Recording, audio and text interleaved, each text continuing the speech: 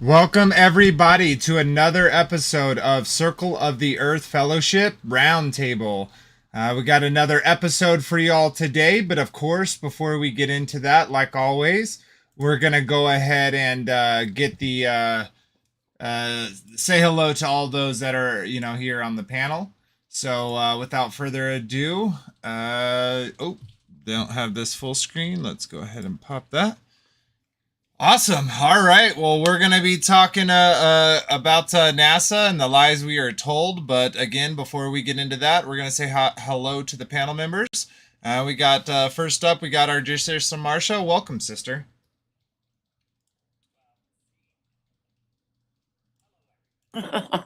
But boy, there's no end to the lies of NASA. So we'll do our best. Just no end. Nope. Since we live in a dome, right? Yeah, and we're gonna get into so much. And I saw Deep. Who was it? Deep Hole said lies we were told by NASA. Should be an extremely long presentation. Totally, it will just be our normal 2 hours. But yeah, we could do infinite episodes on this topic because. Because of how much there is. But let's keep going. We got our dear brother Robert with us. Welcome, Robert.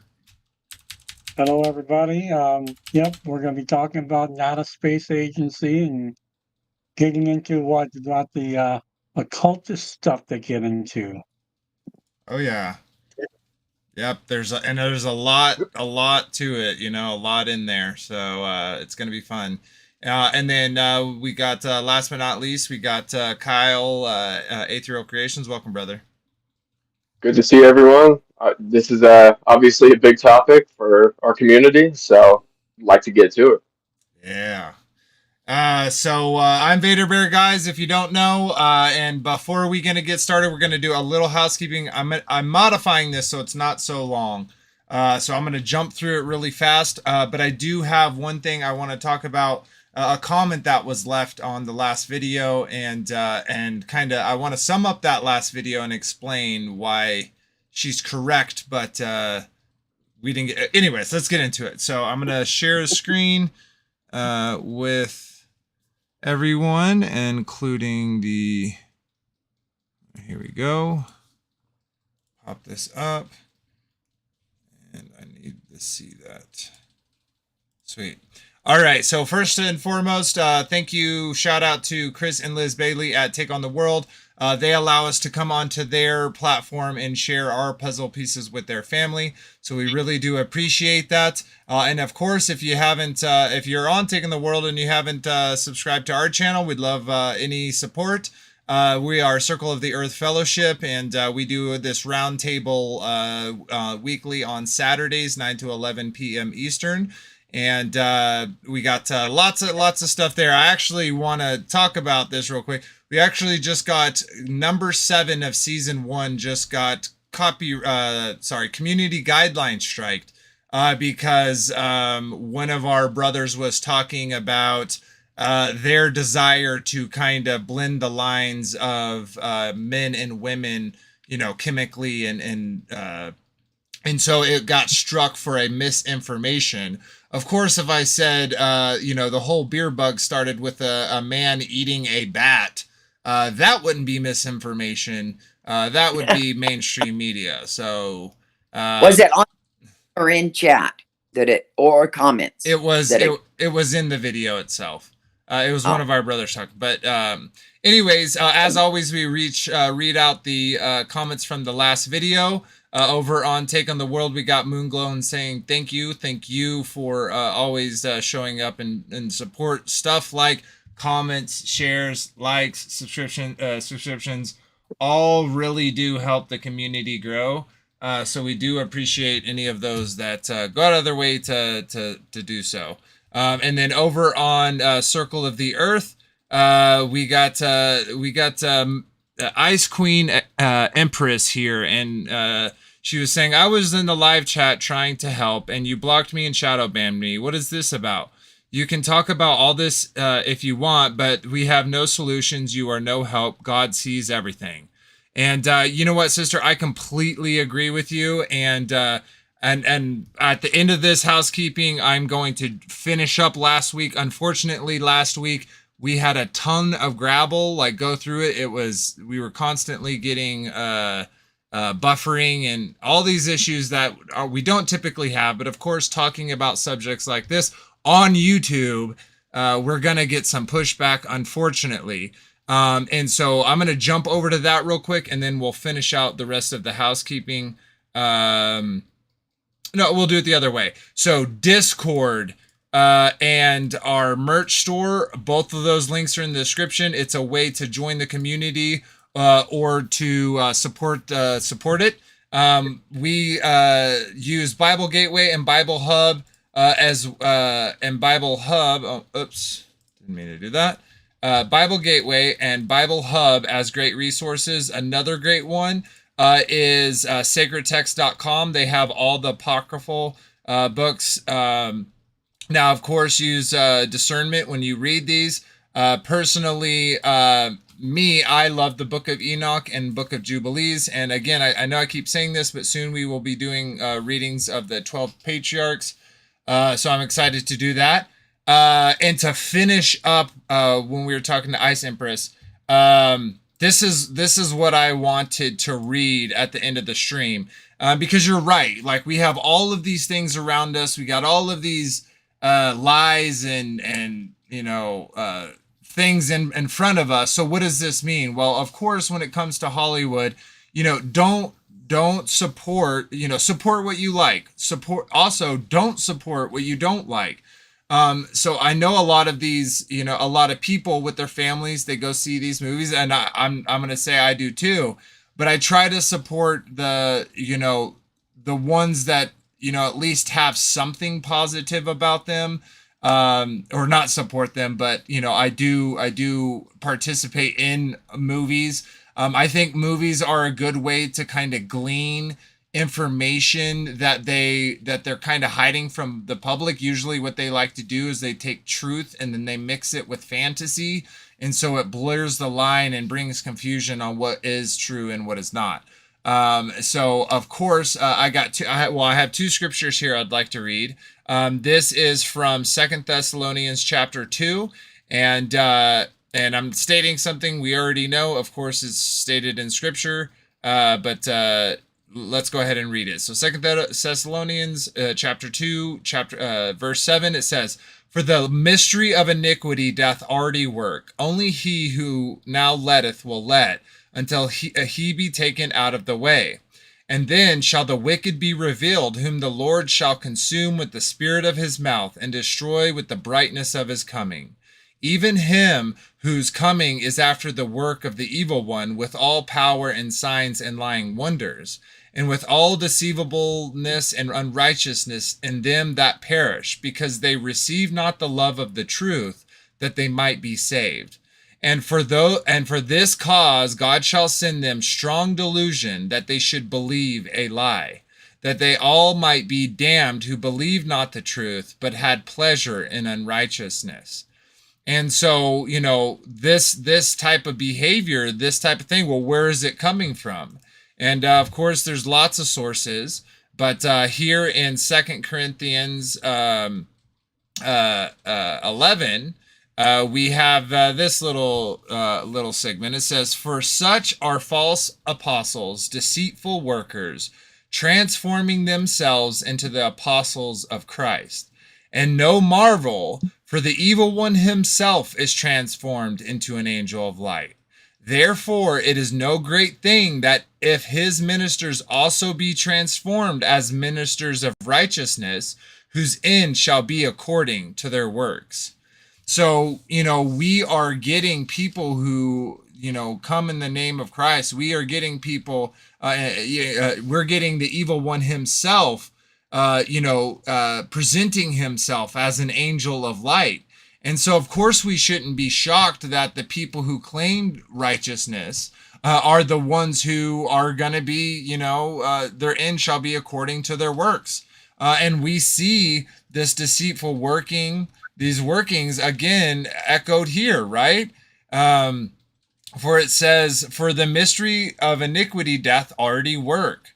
And so, what I wanted to finish off with the last part of the Hollywood rituals is, yeah, guys, they're doing all these things and they are going to give an account of all their deeds and words.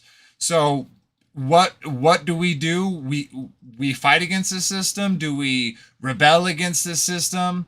I say, my opinion is that we pray for these people, that in these dark corners, we pray for the children of these in these mansions. We pray that they might have refuge or be able to flight and escape, and that the even the all the evil workings, right, are done in according to the Father's plan. And so, of course, we should be remember these things, and we should talk about these things.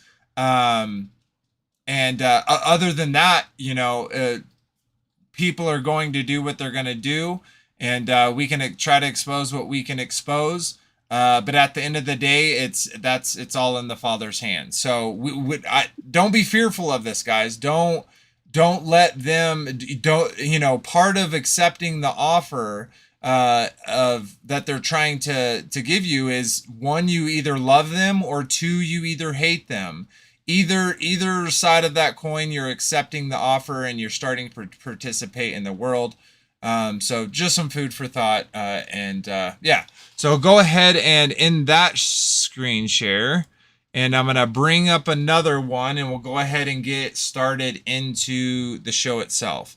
For the mods out there, if you think that someone is kind of pushing the bounds or being rude, I would understand, giving them a 300-second thing, but just, don't be so hasty to cut people's opinions off, right? Because we all, even though we all have similar beliefs, right, we all vary here and there. So I want everyone to have a voice that wants to have it, definitely on the channel.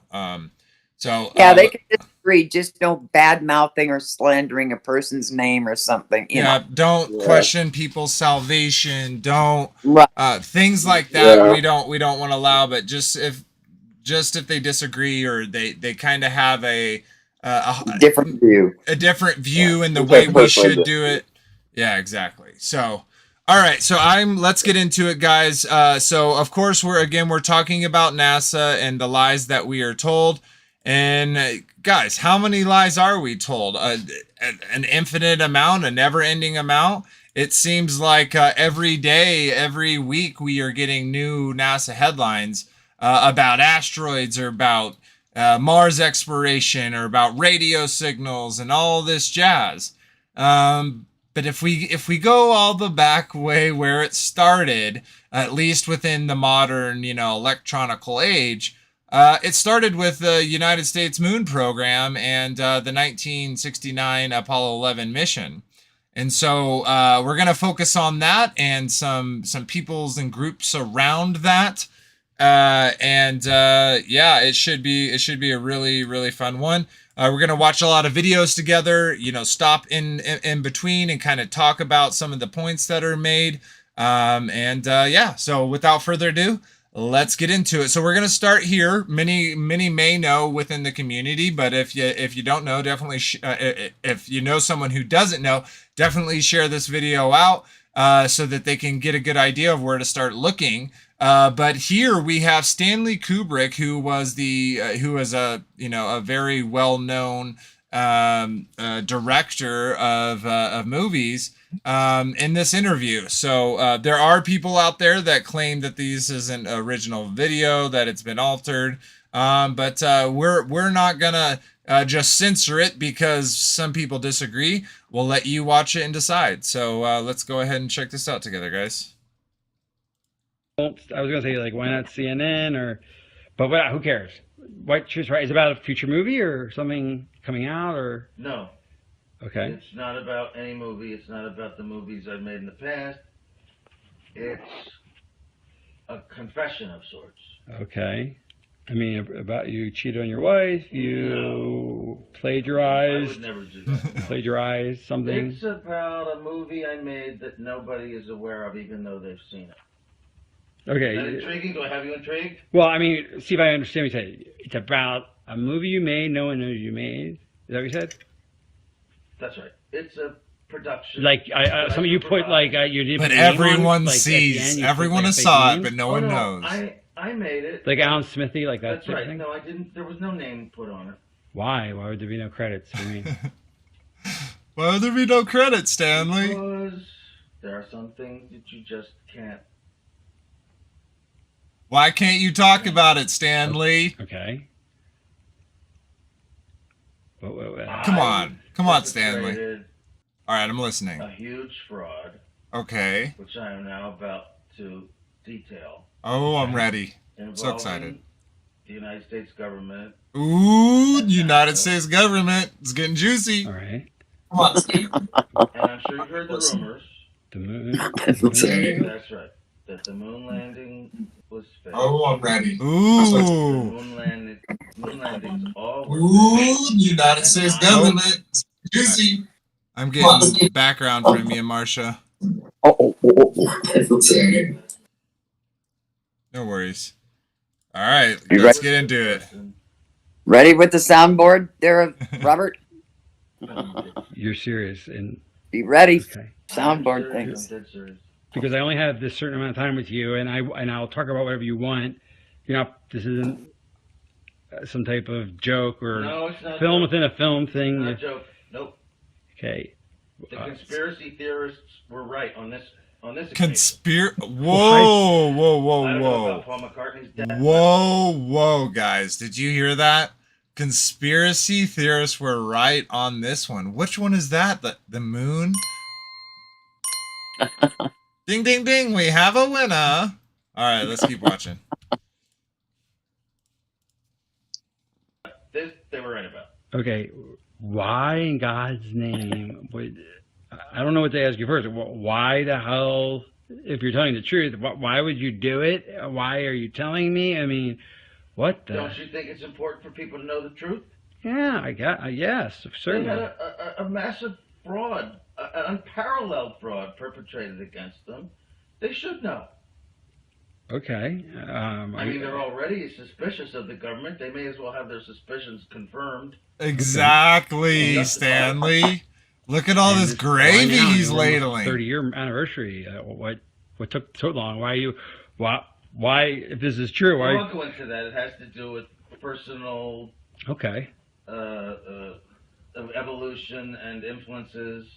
And, well, I'll go into that. is that why you look a little haggard right now? 'Cause you That's look a little. worn. That's a. Like, Well, also, yeah, because I haven't been. Think about what he was saying. What he was really saying there, guys, is for 30 years he had that weight on his shoulder. And, Oh, wow. you know, the thing with lies, right, is you got to keep them straight, right? It's something he had to, I'm guessing, on multiple occasions, had chances to bring it up. And maybe he did to people personally, but as a mass reveal. And I think he, we'll get into it a little bit more. We're not going to watch this entire thing, but I do, before we leave this, we're going to kind of sidestep with Stanley Kubrick and kind of talk about how he shuttled this mortal coil. And but yeah, let's keep watching this for now. Been taking care of myself too well. I've been drinking a lot, but is that because of the stress of this? of course, stress, guilt, just conflict of all kinds. Wow. I mean, so you feel bad? So I want to stop again. Think about this, guys. Like, we've all been here, right? We've all said lies that people believed. And when you say a lie and someone believes it, the guilt doesn't go away, right? It doesn't go away. You still know you did that bad thing, and then you lied about not doing that bad thing.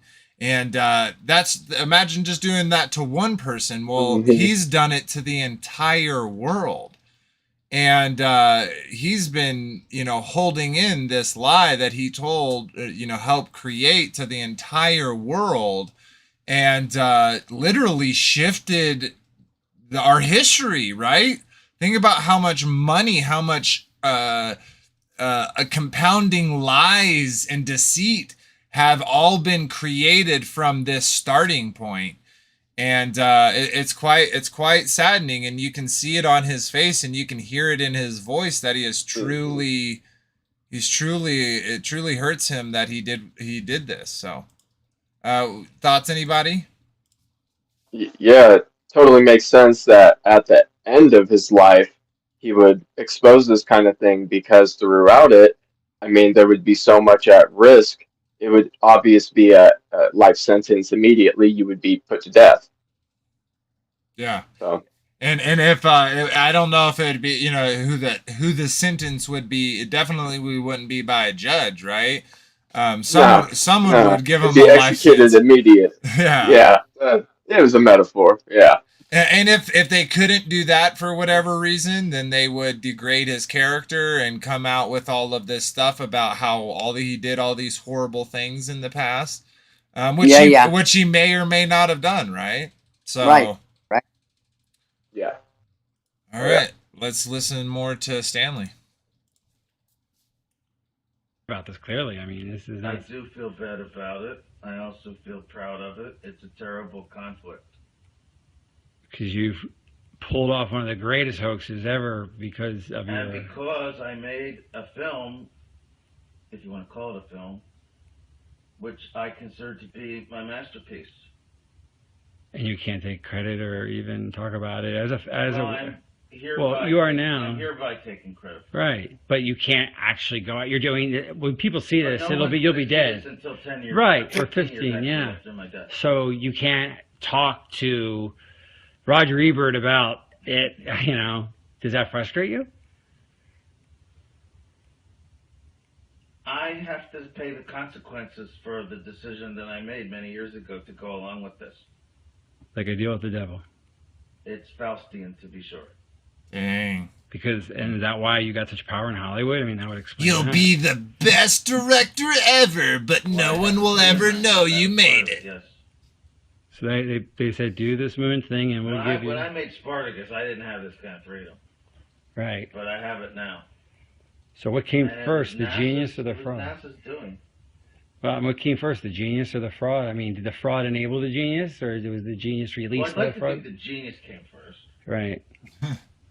But some frauds. Oh, how dare you! Are hard to bypass, especially if you have an ego and you're an artist, and you're presented with a challenge, the likes of which you've never seen and will probably never see again.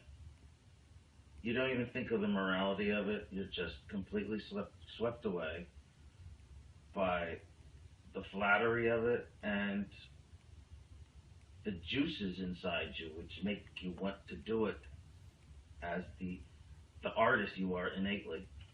You don't think of anything else. What a conflict. I mean, gosh, I can't imagine being presented with that opportunity. On one hand, I really would want to do it, but then I'd probably say, well, I'm committing a crime and lying. And it depends, but my guess would be, no, you if you're good, you would do it. I discussed this with Levinson, Barry Levinson. Right. I discussed it with... he made Wag the Dog, right? Yeah. Yes. Spielberg, of all people, believe it or not, yes. So wait, Wag the Dog... Coppola, Scorsese, even Woody Allen I discussed. There isn't one of them who wouldn't do this. Right. And did that... So Barry Levinson must have been influenced by this whole... He must have known, so that's... Wag the Dog is about this whole idea. I mean, that's why... The character was named Stanley. Right. And he gets killed at the end because he demands credit. All right. Tell me about the making of it. So, was it difficult? I mean, committing the greatest fraud, what you want to call it. I'm not saying it's a... We'll go a little bit more. About that at the time. I know, so I'm not making moral judgment, but making this huge, ambitious, technical faux landing, was it harder than 2001? Was it very difficult? I mean, what was the experience like? artistically, practically, emotionally, what was it like Nothing for was you? harder than 2001. So 2001 was harder than faking the moon landing. It actually was. Because you learned things on 2001 and... Yes. I mean, 2001 was very ambitious. And that's not to say that faking the moon landing was not ambitious, but yeah, I learned things making 2001, which is why I got... And think about this, like with 2001, right? He's coming up with this fantasy world, right? That's presented as fantasy. Whereas with the moon mission, it is whatever is presented as real, is presented as fact. So I feel like you actually have a little leeway there because people don't know what it's like to be on the moon and what it would look like to jump up and down. People don't know what it would look like to fly over it, right? So there's so much stuff that they can add. Like he said, he had a freedom with it that he didn't have with others, because fictional stories have to make sense, right? And so, yeah, it's a very interesting concept. All right, let's watch a couple minutes of this, and then we will move on to the next thing. This gig in the first place, right? Right, that makes sense. So what was the... But it was easy for me because, well, first of all, I didn't think a whole lot about the morality of it, as I said. If I had, I might have been more hesitant, more stifled in my work, but I didn't. And I could see that Neil was, actually. He was bothered by it. More than Buzz Aldrin or anyone else involved? Yes. Yeah. Okay. Yes. About because in what? a way, everything was going to center around him. He was the one who was supposed to come down off the ladder and announce the step for mankind and what have you. He sensed that this was going to be a life-changing experience for him, and I mean on a major scale. Actually, he was rather tortured by it the rest of his life. Really? I mean, is that why you think of interviews? Yes, and in fact, that actually began to affect my own perception of it, watching what happened to him. Okay, in what way? Just seeing the deterioration of him? And I mean, was he depressed or? He was depressed. He was drinking heavily, bitter, scared, just phobic, avoiding people. And that guy Bart Sibrel or something tried. All right, so we're gonna stop that video here, and I think it's gonna be another little, or it's gonna be a great segue into what we're gonna watch next. Yeah, you know, when Stanley's talking about that, I don't know about y'all, but to me, it doesn't seem fake. It seems like he genuinely knows what was going on with the astronauts, how Buzz, was way more receptible to the lying part of it, and he kind of got that center stage, seemingly got that center stage because of that difference of one it being affected by morality and one not. And so, but seeing Who was the one? Go ahead. Who was the one who wouldn't? Would do no more interviews after? That was Neil. Okay, Neil Armstrong. Yep. And you can see like all those things that Stanley was saying later in his life. He didn't want to be around people. He was drinking. He was dealing with these issues. Well, if this was real, right? Well, then we should have some evidence showing this type of behavior from these gentlemen. And so I'm going to show just that. But what were you going to say, Kyle? I said I agree. Yeah. I was thinking that while you were playing it was that their mannerisms ever since that, from as soon as they aired it and they were interviewed, were always strange. Every single astronaut that was involved in this. Yeah, absolutely. All right, let's so this is the Apollo 11 post-flight press conference. This is like an hour and 20 long. Of course, we're not going to watch it. But we're going to watch the opening and kind of them get into some of the questions, and definitely pay attention to their interactions, to their you know, what they kind of do. So, let's go ahead and pull that up and get it playing.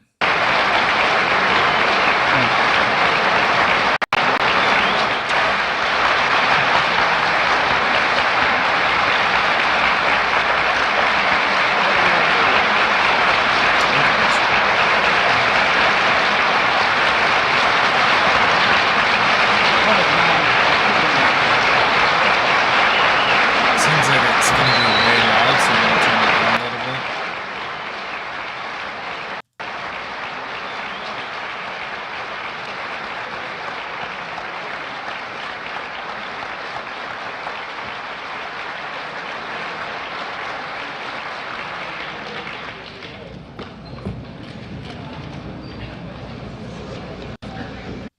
Just quickly, we all know now that the Earth's atmosphere extends past the moon per the science.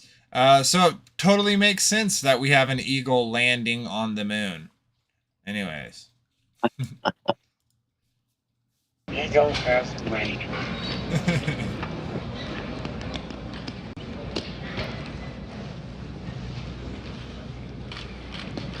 I'm kind of nervous. Okay. So we've seen their interaction up to this point, guys. They just went to the freaking moon. No one else in history has ever came close to doing anything like this. The closest thing was sending a monkey around the globe, okay? And we went from a monkey around and a dog around the globe to 3 men going to the moon, playing golf, and coming home. So And let's get into it. All right, let's see.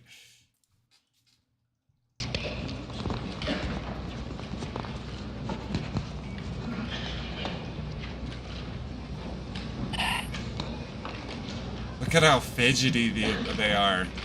I'm just gonna look at these papers. I don't know what else to do. I can't look anybody in the eye because I am such a liar.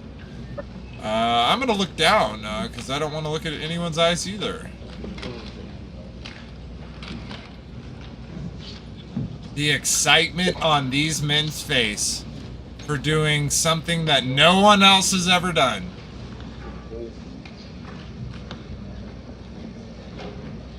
Dude, they look like they're waiting at a doctor's office.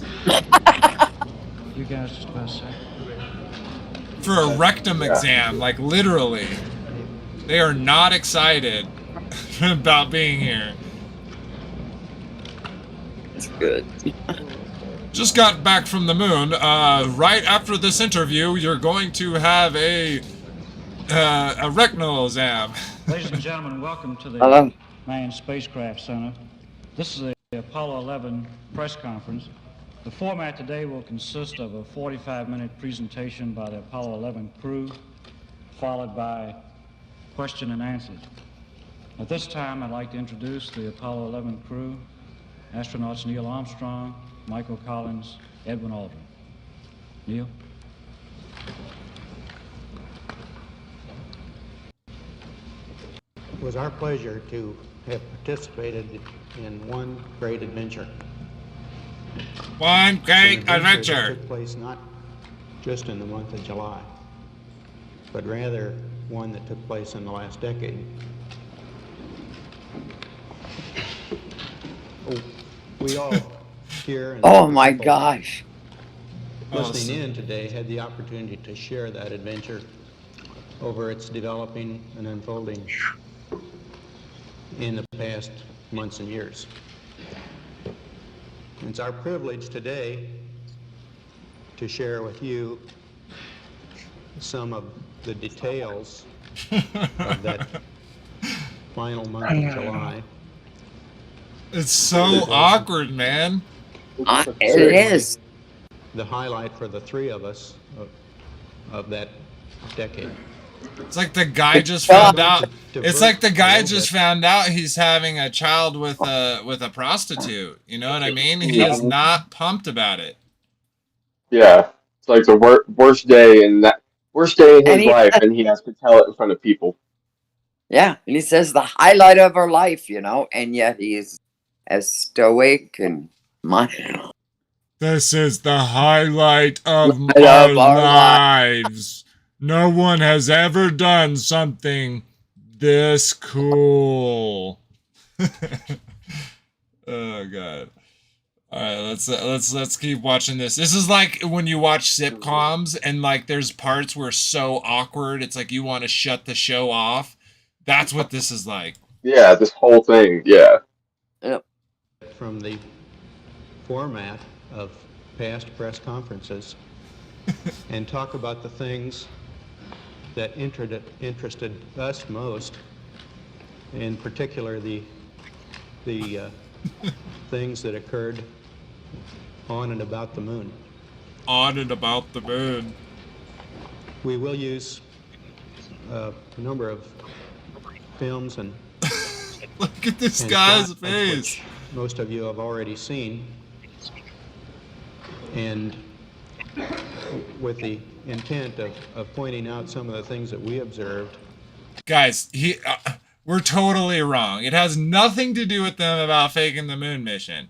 It has everything to do with he just has stage fright, right? He can get on a rocket and be blasted off 236,000 miles. That gets his heart, you know, that he's totally smooth through.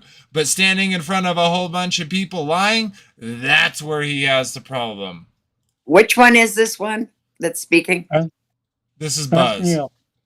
That's Is that Neil. Buzz? On the Oh, sorry. but- No, this is Neil Armstrong. Sorry.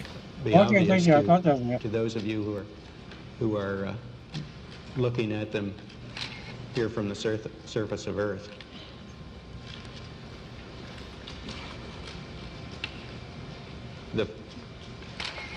The flight, as you know, started promptly, Oh. and I think that was characteristic of You Of all can the tell ones it's in the flight. real because it looks so fake. the Saturn. fake. Was a darn magnificent ride. You can tell they're serious because of how awkward they are. Into Earth orbit and on a trajectory to the moon. Wait, real quick. Our Did that trajectory take them through the Van Allen radiation belt? Oh, a yeah. belt of No, intense no, radiation? No, it wasn't there yet. Oh, Oh, that's yeah. right. It hadn't been discovered yet, so they Yeah. went through it and it must have not done anything. It grows and shrinks. Yep. Perfect. Well, they had all those months and years, that whole decade to figure that out, but, you know, maybe they just knew and they just went through that hole. Well, that's why they only did it between 69 and 73. our memory of Also that during the actually time differs Nixon was little president. from Yeah, it must come in like a millennia, every millennia. That's why we haven't been able to get back to the moon, guys. It's, you know, It's like Haley's Comet. Well, they you know? lost the It's like technology. Harry's comment. Yeah, that's right. They lost it all.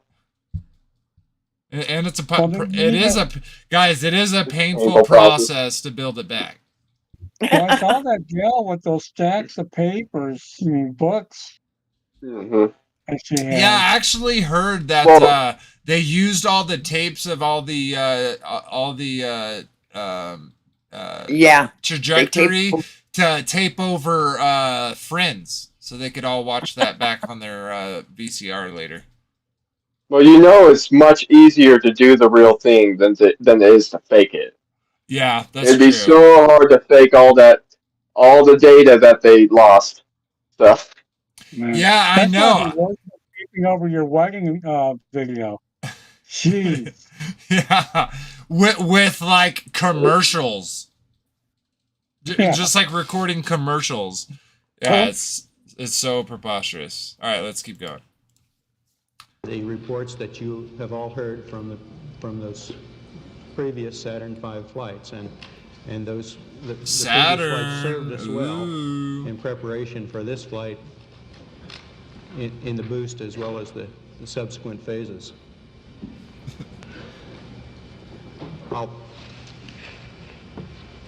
We would like to skip directly to the translunar coast phase and remind ourselves of the long chain of events that actually permitted a landing, starting with... Dude, all these guys, if they went to the moon, would be on the top of their seats like Tom Cruise, yelling and shouting. Not sitting there like looking at the desk and looking awkwardly to the side. Right. Yeah. It would have been hard to keep their mouths shut about anything. Yeah. That happened. And it's almost, monotone. They're afraid not to reveal government secrets. So they're strange. I'm just saying, guys, like when you get a new car, you're so excited. You want to show everyone. You want to show all your family, right? Yeah. When you see a really good movie, you go and say, hey, you guys, you got to watch this movie. These guys are not excited whatsoever. Someone pooped in their cereal this morning. That's the only, they went to the moon, but it just so happens that right before they came on stage, they were all super pumped about eating some Frosted Flakes, and then they discovered that there was poop in each of the bowls, and that's why that's why they have attitude right now, right? Because who else? Boy, you have some great analogies there. All right, let's keep going. The undockings, or the transposition and docking sequence.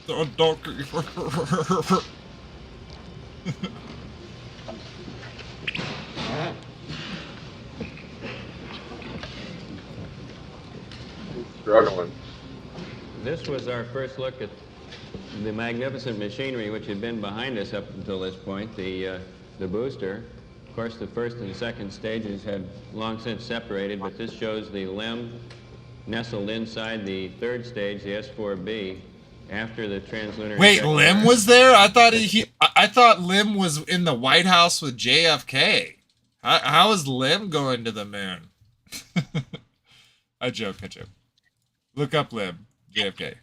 Maneuver was an interesting combination of manual and automated techniques in that we programmed the onboard computer to make the turnaround, and then these final maneuvers were made completely manually. As I approached the LEM, I had an easy time because I had a docking target, which is not too clearly visible here, which allowed me to align the probe and the drogue, which is the dark spot you see on the upper right. During this time, I also checked out the proper vehicle response to my stick inputs, and here shortly you'll see the actual docking somewhat speeded up. Of course, they talk about There's the point of contact, and in just a second you'll see a second right there. I'd love to see the animation that they're showing here. Yeah.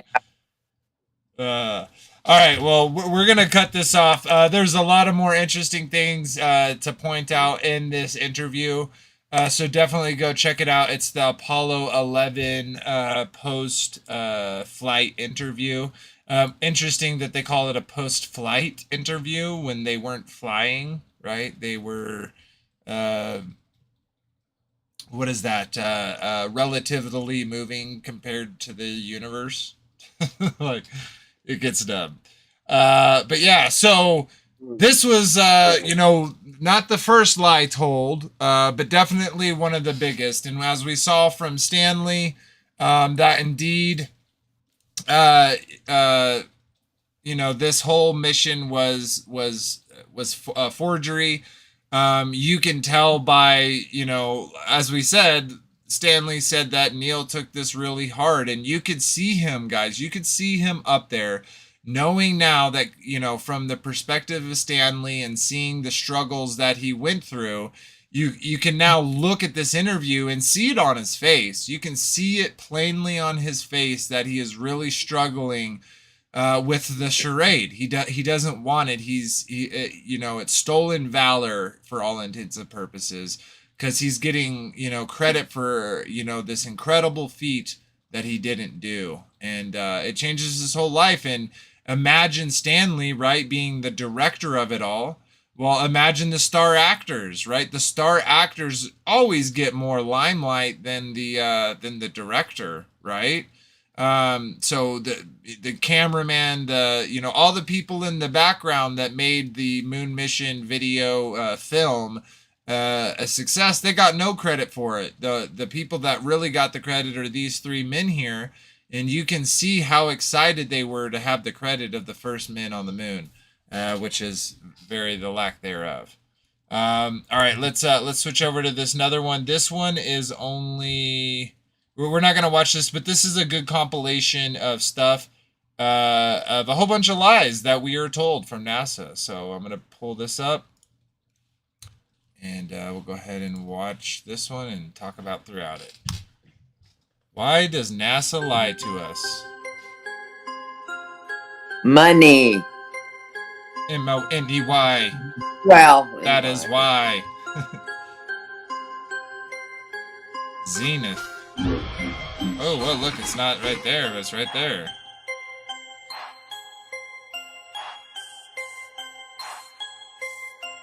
Look at this. Look at this.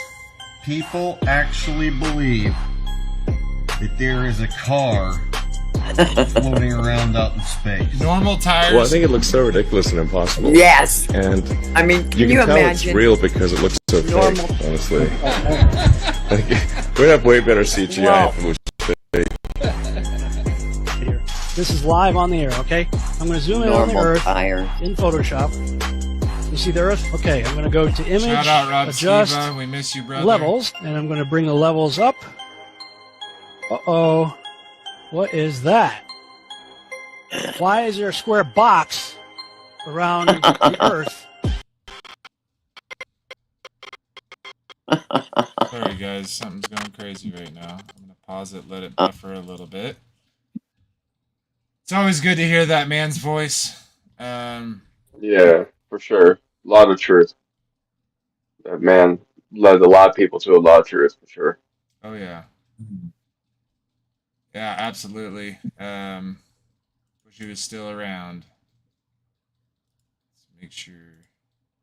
Sorry, guys.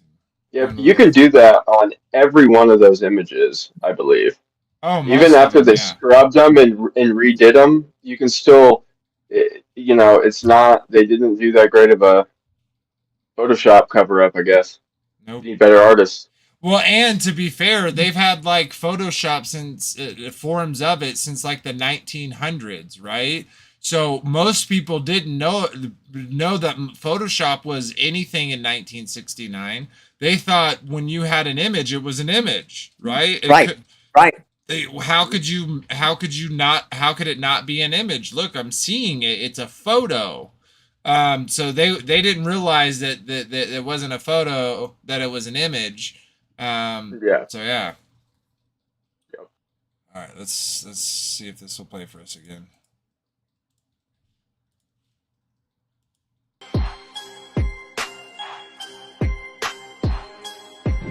It is Photoshop, but it's has to be. It is Photoshop, but it's has to be. It is the world that has been pulled over your eyes to blind you from the truth. What truth?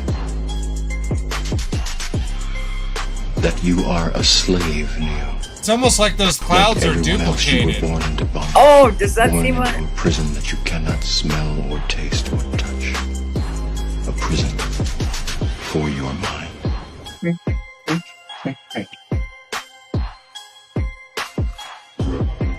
Ooh, weird. It's like nothing's there.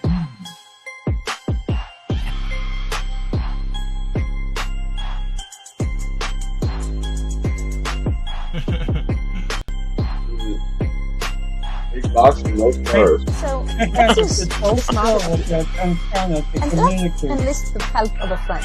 Oh, look. Oh. Guys. Next segment, I'm going to show you how NASA grabs objects. Guys. They have way better technology. They have way better CGI, right? Or they can teleport solid objects from, you know, like a teleporter from down from the earth, and they just beam it up, and boom, they have a toy appear right in front of her that she can manipulate. It's almost as if it's virtual or augmented reality. Yeah, that guy stuck a toothbrush to his neck, I believe. Yep. Hey, they got technology that we don't know about. Oh, yeah. Exactly. They can do these things. 3D space, rotates them around, manipulates them. They can do this with water, with cloth, anything.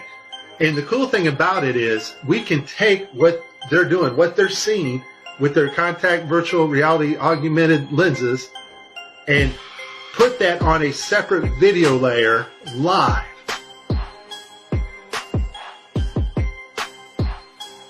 Oh, it's not rendering that special object.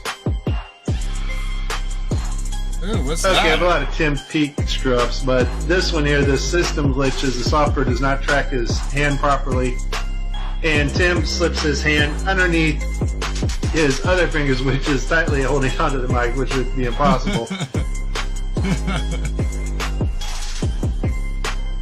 Oh, where'd your head go, bro?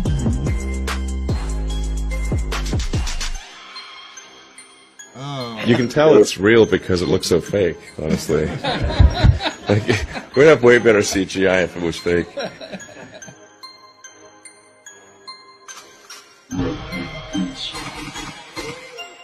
Guys, it's just, you know, just remember the technology came a long ways, right? Remember back then they could make a phone call to a landline, right? Whereas now we destroyed that technology. So now what we have to do is this, you know, it's the only way. I don't know if y'all ever caught this before, but yeah, here this arrow's pointing it out. This is George W.H. Bush. And you can literally see that normal astronaut that we see behind a blue screen. Weird. Weird. It's literally right there. And he's doing actually, I believe, the same video with the tennis ball, looking like a water, you know, as what we see later on in some of the NASA clips. Yeah. Oh my! Yeah, it's right there. And I don't think this was a slip up. I don't know about y'all, but I'm more on the lines that they do this and they're openly mocking people. They're openly mocking people by showing it straight to their faces what's actually going on. But they're so focused on the, you know, this dude that they don't even see what's right in front of their face. All right, let's keep going.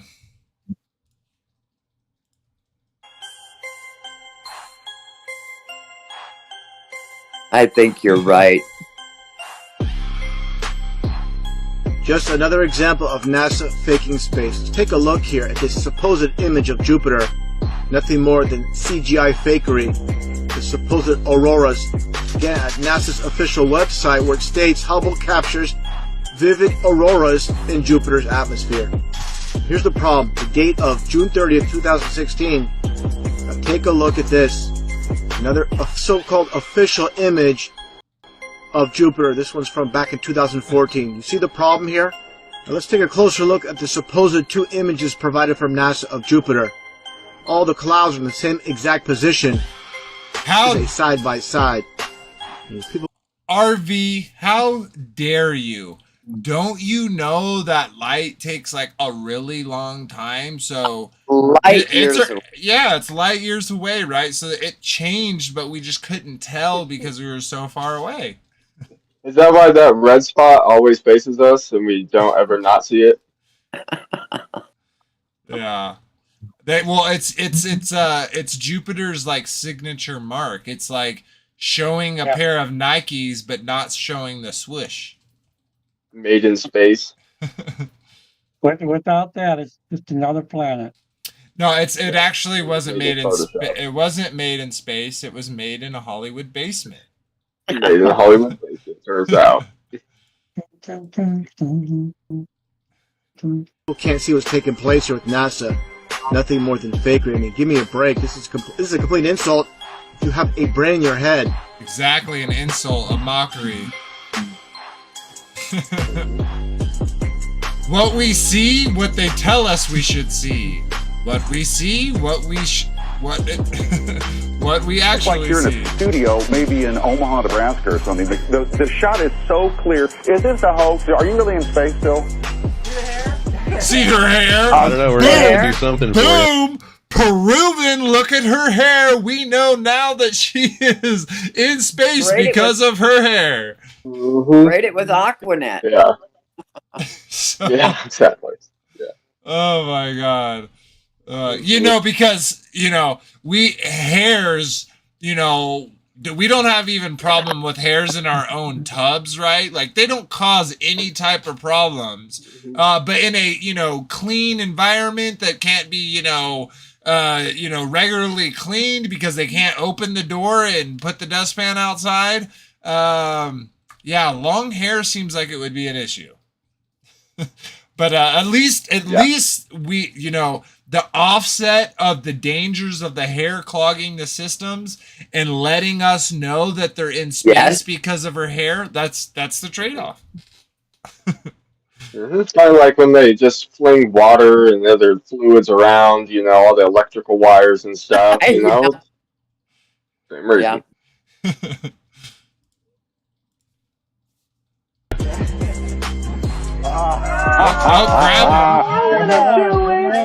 Oh yeah, I can do that. Watch this.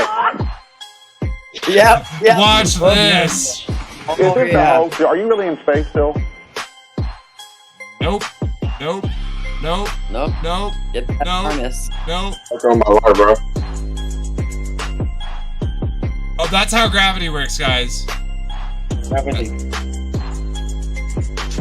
Like when you bend over, like those two spots in your back, gravity pulls them up. It looks like a harness, but it's not. And that same thing. Because they're floating, it looks like a harness. It looks like the gravity's just not flowing down. Oh, whoa, oops, gravity went on. Oops. The harness, the wire broke.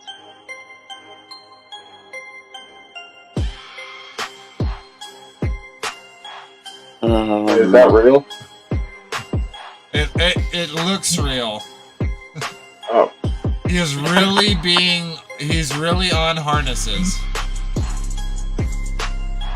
Ooh, what's that? Ooh, what's that? Someone missed some Photoshop. Hi, I know. Can you show a somersault right now? Why can't you do a cartwheel? Oh, what is that getting in your way, bro? What is that? Something snagging on you, bro?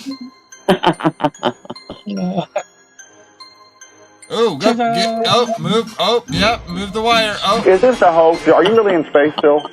See the hair? See the hair? See the hair?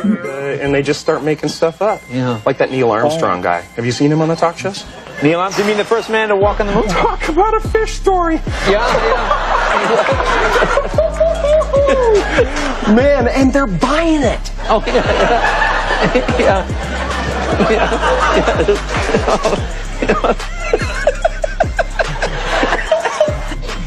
So many times during spacewalks outside the International Space Station, we can see air bubbles rising up. Can you touch on how there are air bubbles in space? Can you be more specific? Can you be more specific? Can you be more specific? Guys, that's just debris from the plane, from the spacecraft, obviously. It's paint particles. Sometimes we just drown because of water. A lot of times during the NASA footage, you can see bubbles coming up out of the helmets or kind of from underneath you. How do you explain bubbles in space? Yeah, I'm not sure exactly what you're talking about. You might, now sometimes you get water in the helmet, and it comes either from sweat or from the cooling garments. And ooh, rubbing those hands, rubbing those hands. Air bubble anywhere. Ooh, those air bubbles, Could it be that you're filming in an underwater pool and you're not really out Ooh, there? underwater pool. How dare you? That's just where they train, guys, because weightlessness in space is equivalent to being in a zero buoyancy pool. That makes total sense. I just thought of a clip I wouldn't mind if that little 6th grader that asked Buzz Aldrin. Let me tell you why you're here. You're here because you know something. What you know you can't explain, but you feel it. You felt it your entire life. That there's something wrong with the world. You don't know what it is, but it's there, like a splinter in your mind, driving you mad. You're a coward and a liar and a thief. Yeah, so that part right there, someone mentioned it earlier where they were saying that Neil wouldn't even swear on the Bible that he went, and when he was like, well, if you're not going to sign it, you're a liar and you're a coward, and you saw right there, drunk Armstrong just socked that dude. Oh my God. Yeah, it's pretty ridiculous. Mm-hmm. Why haven't we been back to? Well, what did that 6th grader ask? She said, why we haven't been to the moon for so long? Yeah. Well, Why haven't we been back? Because we haven't got there, and that's the problem. Well, he goes, well, the truth is, Well, that's the way we it never is. went, and that's the way it is. Yeah. Yeah. So ridiculous. So yeah, like this again, like we haven't even made it halfway through the video, guys, and it is chock full of these things. And I don't know about y'all, but one of my biggest things when it came to, oops, wrong one. Let's get rid, there we go.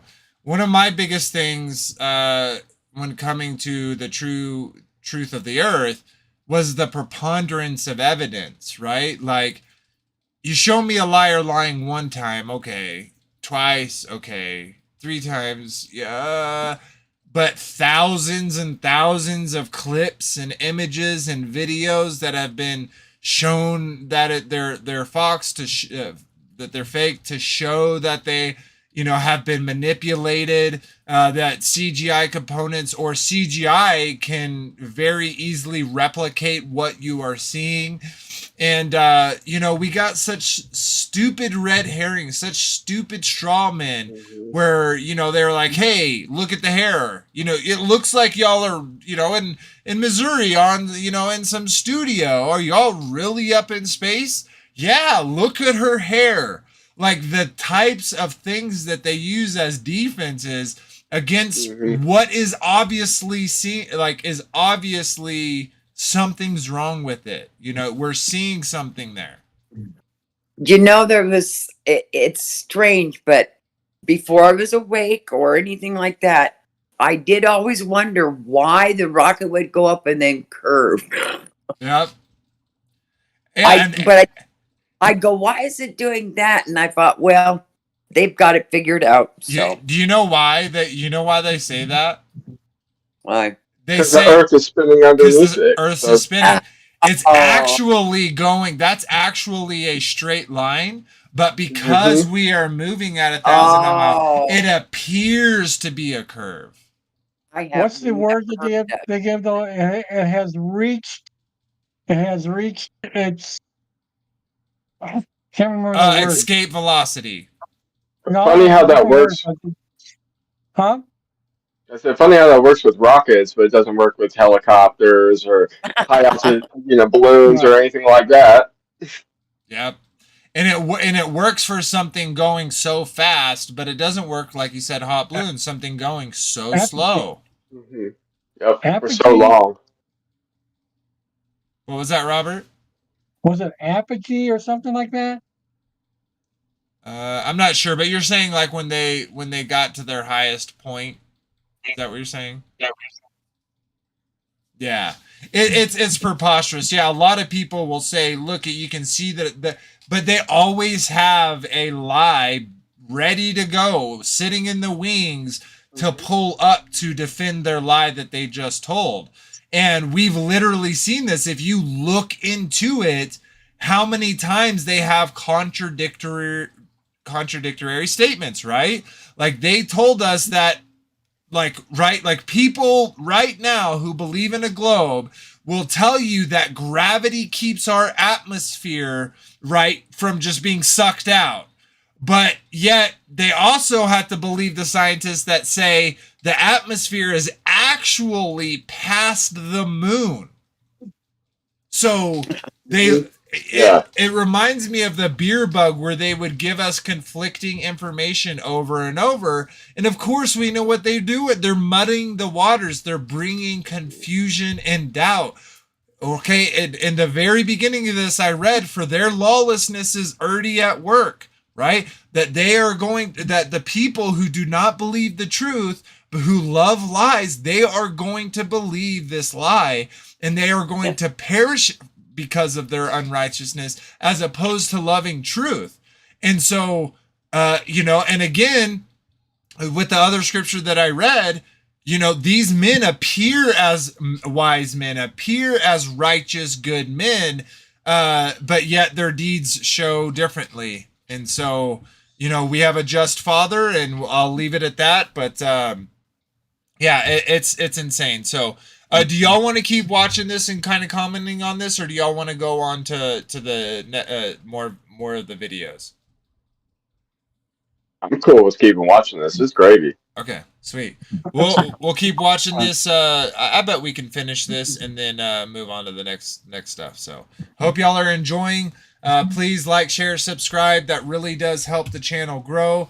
And we do our goal here is to get more people here, because more people, here at Circle of the Earth Fellowship, we believe that everyone was given pieces of the puzzle to this grand puzzle.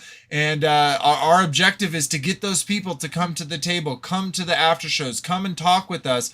And where we differ in views, share your things, because iron sharpens iron. That requires heat, friction, and the removal of the material. So we all have to be willing to ego check our heart, to ego check our mind, and admit that, or sometimes we got to forget the things that we think we know, right? And to grow and to learn. So I hope y'all are enjoying that. Appreciate the support. Let's keep it going.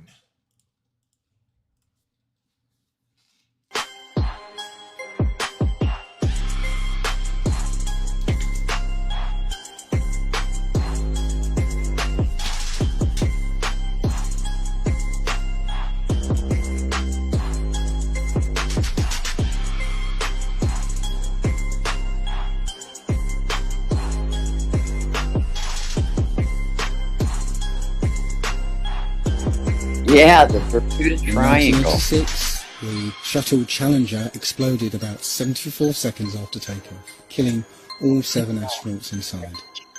Or did it? It turns out that 6 of the 7 are still alive and kicking today. Ellison Onizuka claims to be his identical twin brother, Claude. Yeah, I've got an identical twin brother, Claude, too. The Challenger pilot, Mickey Smith, hasn't even bothered changing his name. He's now Professor Michael J. Smith of University of Wisconsin. Now, Krista McAuliffe was a bit of a sneaky one. She was the Challenger payload specialist, quite famous for being a teacher. It turns out, during her astronaut days, she was using her middle name, Krista. And now she goes by her first name, Sharon. The Challenger commander, Francis Richard Scobie, is now Dick Scobie, which sounds like a rather unpleasant disease.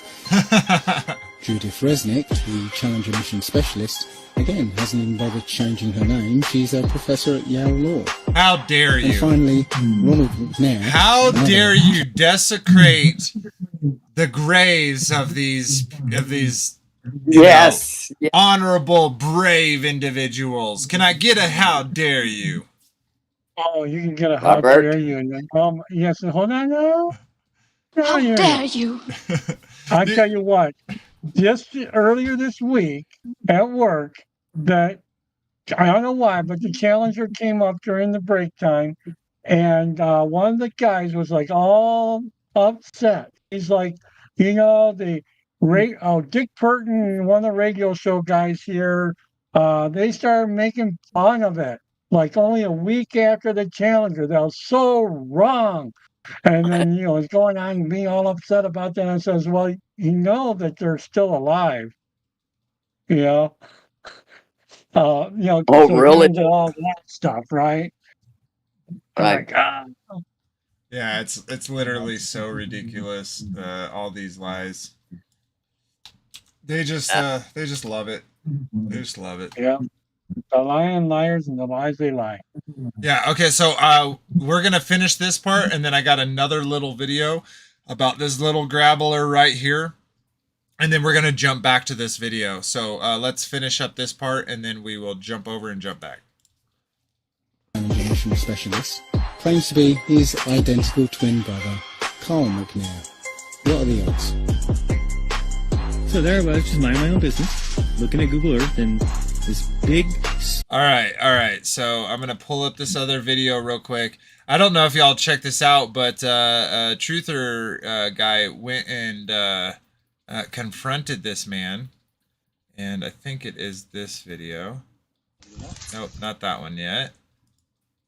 Not that one. Where is it? Here it is. So let's watch this real quick. Put it over here. I'm sorry y'all can't see that. It's so dumb that it does that.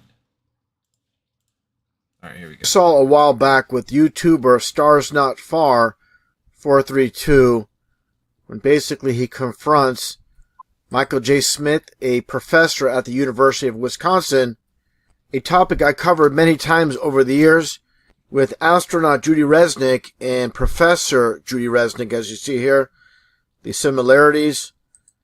Also Richard Scobie. But getting back on topic here, specifically with Michael J. Smith, YouTuber Stars Not Far 432 drove an hour just to question Michael J. Smith and the similarities, of course, with astronaut Michael J. Smith. And let's take a look at the clip itself. Michael J. Smith is a professor emeritus at UW-Madison. Because I live in the Madison area, looking up Michael Smith had been on my to-do list for a while. Of course, you can't just call up and leave a voice message asking him if he's part of an evil scheme to deceive the sleeping masses. A better way would be to find him in person and ask him. So that's what I did. Is Challenger pilot Michael J. Smith alive and well? Take a look at the footage and let me know what you think. Oh boy, I haven't seen this. Hey there. So Hey, sorry to bother you. Real quick before we get into it, everyone pay attention to this guy's, to this guy's mannerisms, just like we watched with the Aldrin and all them. Right, there were cues to show that there was deception, and you'll see those exact same cues. So let's keep watching. I was pulling out, and I saw you. I just came by to... Are you Michael Smith? Yeah. Professor at university? Retired. Retired? Yeah. Yeah. Yeah, I just stopped by because there's this room... Are you aware of that there's a rumor on the internet... It's not me. That people are saying... He knows. It's He not knows. me, obviously. I mean, anybody that looks at my background, looks where I was born, it's not me. Okay, because the government couldn't change any of those things. Look at this face right here, guys. He is being asked a direct question. He already knows what they're gonna. The question is, right? He's. It's not me. He didn't even say anything yet. It's an internet rumor. And he knows exactly what that rumor is. And look at his face. He looks down. He closes his eyes as he's presenting this information. So, if that was the detective or someone, some officer asking him those questions, those answers would have been very incriminating. Yeah, like if you ever watch like interrogations, like at, you know, for different crimes or whatever, they actually use within criminal justice these type of cues to indicate deception.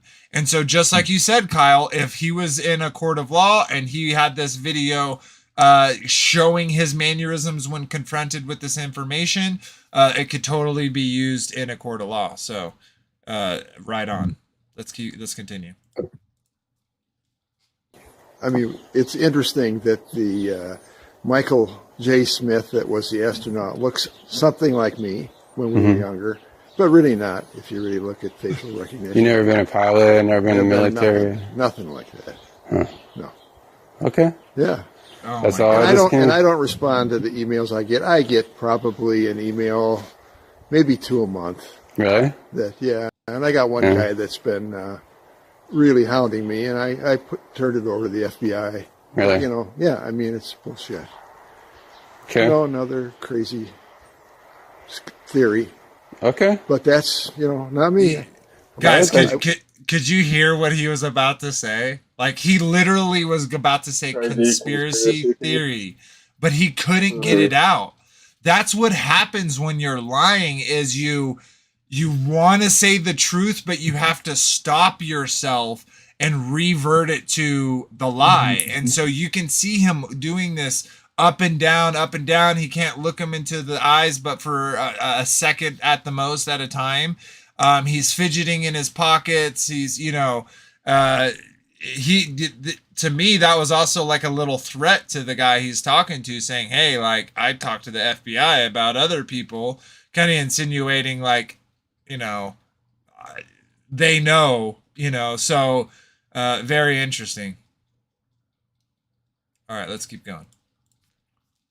I'm glad I wasn't him, but he's quite a guy.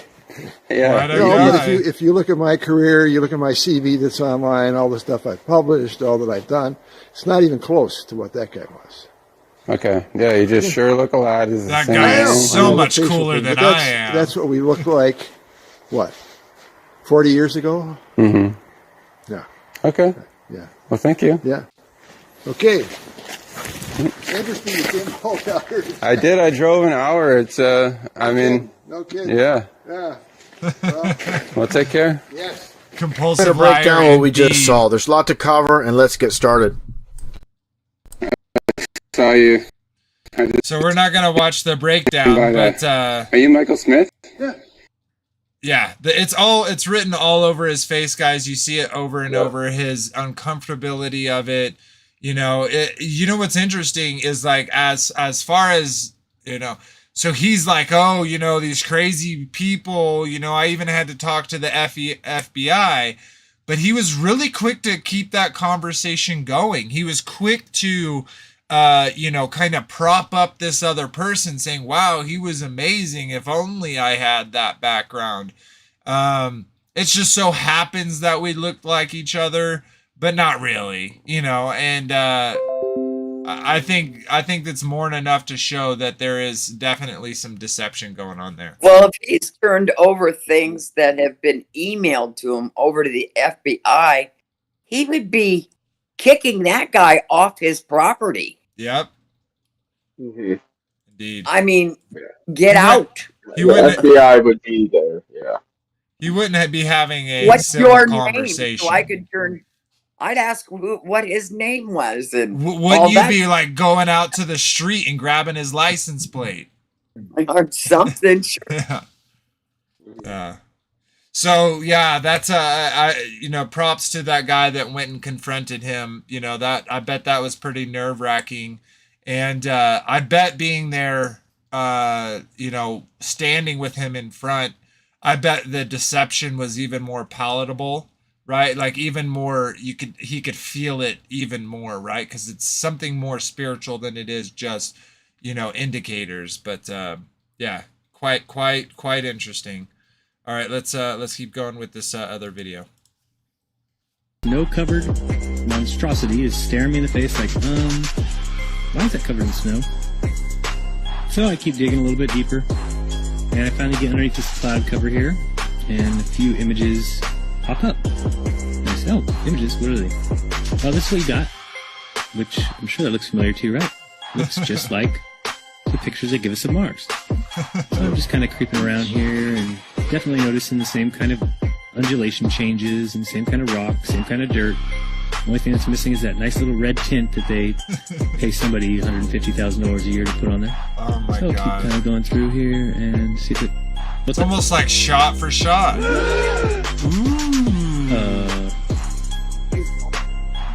Yeah. So, oh, I got another truck. Oh yeah, it says NASA. What's that say? Mars Project? I think I found out where Mars is, guys. At some point in the future, we're going to look back and say, how did we do it without space? This guy looks like he's on meth, Kinds of bro. technologies that we're testing out on Space Station are definitely helping us with our goals of going beyond low Earth orbit. Early in the next decade, a set of crewed flights will test and prove the systems required for exploration beyond low Earth orbit. But right now, we only can fly in Earth orbit. That's the farthest that we can go. And this new system that we're building is going to allow us to go beyond and hopefully take humans into the solar system to explore. As we get further away from Earth, we'll pass through the Van Allen belts, an area of dangerous radiation. We must solve these challenges before we send people through this region of space. Yeah, or they would we die. must solve these challenges before we send people through this region of space. There's a small problem with going to the moon, and inch by inch, NASA is leaking out that they know that there's a problem there. It's called the Van Allen belts, high radiation belts of charged particles around Earth, and we don't know how to get through them, they say. Well, isn't that interesting? Because there sure didn't seem to be a problem back in 1969. The moon landing stopped in 1972 and we haven't been back. We haven't been beyond the Van Allen belts. NASA admitted that it had lost the original footage of man's first steps on the moon. Go to YouTube and watch a funny thing happen. It contains newly discovered evidence, which is part of the missing tapes, of outtakes from the first mission to the moon, of them falsifying a shot of being halfway to the moon. For NASA to come out and say that all the tapes were erased, I mean, it's incredible. Geraldo, this isn't just one tape. This is rooms of tape labeled Apollo 11 moon landing. Someone had to physically go and erase it. It's very challenging. Scratch it out. Friends, season 1. Challenging. The tape should be there. There should be plenty of evidence. I mean, it's proof right there. This is an official NASA photo of the first Apollo 11 lunar module landing on the moon. I mean, it's right there. This is proof, man. It's the picture's right there. It's landing on the moon. But the only problem I have with this picture is that it's taken from the moon.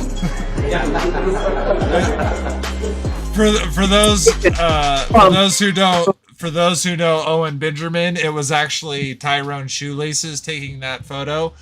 He was also the one who took the photo of them leaving. The story goes that he's still there to this day. Real quick, I want to say, hey, welcome, BV. Good to see you, brother. Hope all is well. Hope you are ready for this comedy fest that we've been going through. Absolutely, brother. Absolutely. Thank you. Thank you. You know I'm going to love this. Sweet. All right, I'm going to take a second and do some shouting out to those who are in chat. Let me get rid of that. Come over here. Pull this up. Sweet. We got so many people here. We got Joy, welcome, sister. We got Madith Yahoo, welcome, brother. Red Pill Matrix, welcome, brother. Karen C, good to see you, sister. Hope all is well. We got Tyler Porter here, welcome, brother. Emissary of Elohim, welcome. Let's see, we got more. Oh, Karen C said, not Friends season 1. I know. You know, funny, Vader, we were talking in her Bible study last night, and we were mentioning about Aquanet. And so that was a hairspray back then that was this like lacquer. Yeah. Welcome, Country Pumpkin. Good to see you. And if I missed anyone, welcome. I hope y'all are enjoying the episode. But yeah, let's keep going. Pull this back up. And let's get it going. People who believe they saw the landing on the moon because they heard it on the radio.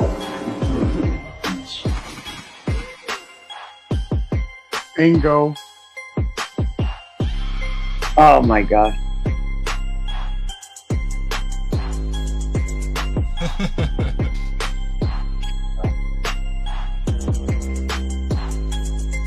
Whoa, different shade?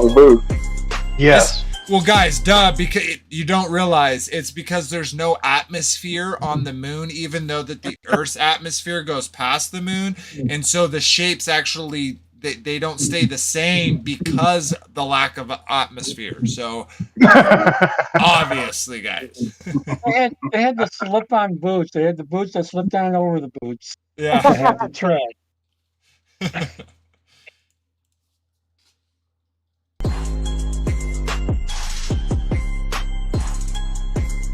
Oh, there's a little silverfish on his head. Oh, look, boom. Silverfish. Yeah, that was his soul. There's a skull escaping from his body. Hey, how come that map or that flag isn't moving? There's a picture of the INSAT actually being deployed from the spacecraft. Oh, this is a good one. In the background, there was a guy in the background, man. Did they spin that, or is it spinning by itself? There he is. Someone in the background. There's a guy moving in the background. Take your hat off, dude. They're in the frame.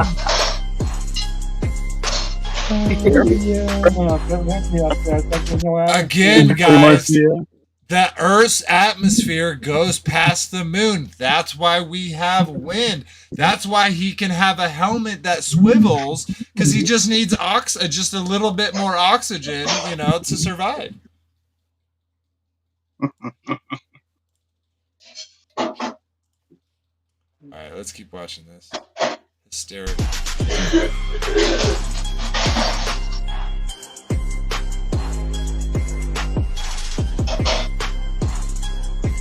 It's CGI because it has to be.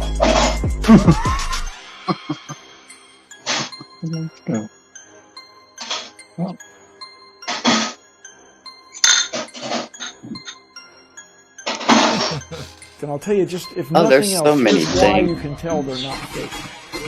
Oh, Just to no, create no, no, the no. paperwork. That amount of paperwork would make faking it prohibitively expensive. No one can afford to generate that much. Guys, again, like Kyle was saying before, it would cost more money and be more difficult to fake it than to actually go to the moon. Oh my God. That much documentation. All of that happened in a little town called York, Maine, across the United States from where we're talking to you right now.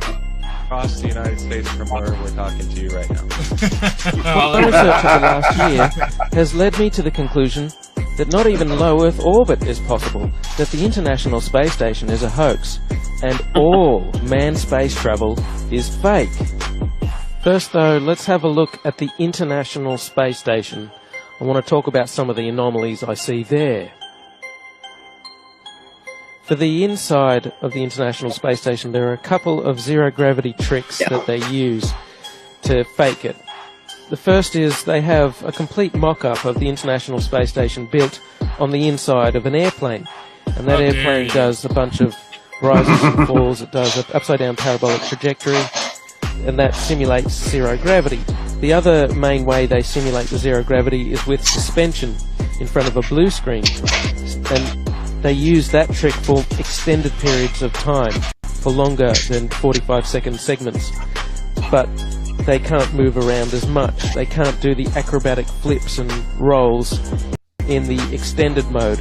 So there's full motion mode where they can fully move around, and that's faked in plane. And then there's suspended or extended mode where they're suspended by wires in front of a blue screen. They don't move around as much, but they can make the scene last for a longer period of time. The extended mode is much quieter than the full motion mode.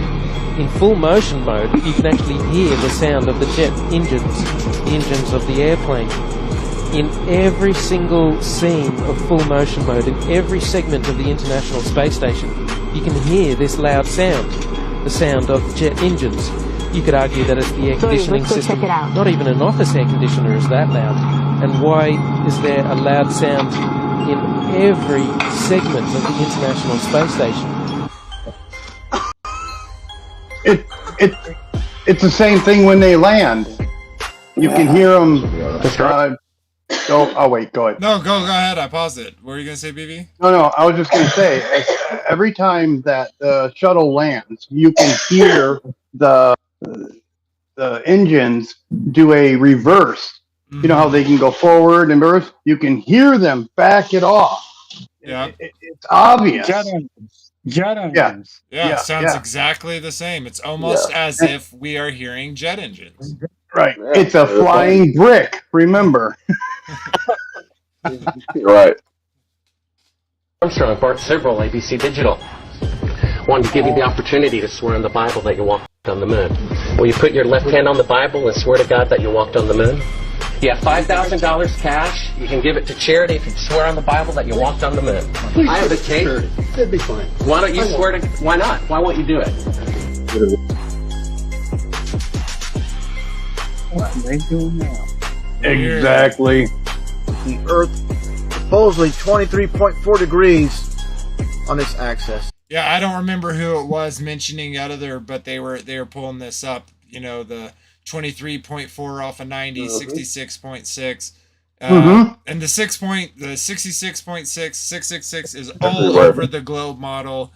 It's even within the curve calculator. Yeah, but even in the subatomic. Yeah. Yeah, they love that. They love that number. It's almost like it was put there for a reason. Symbolic. That leaves you, of course, the occultic number, again, 66.6 degrees off. Well, Earth is supposedly orbiting around the sun at 66,600 miles an hour. Yeah, so what a great video. Shout out to Dr. Charlie Ward for putting that together. It was quite enjoyable. A lot of gravy filled. Sweet. So, you know, one of the things, and this has been, lots of people have probably already seen this, but I'm going to actually pull up another video real quick. Let me get rid of this on screen and pull it up. What I'm going to be pulling up is it's pretty interesting. This is one of my go-to videos that I show people, because when you start talking about this, people always bring up satellites, do they not? Well, what about satellites?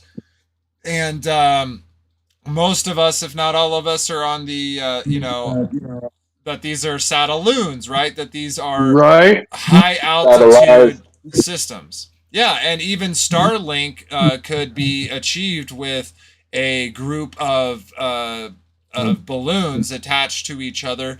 You could have you could have propellers on them. You could have one balloon to hold the power. It's almost like a sky train where they have different compartments that run the different logistical or electronical parts that they need to make the equipment work as they say it does.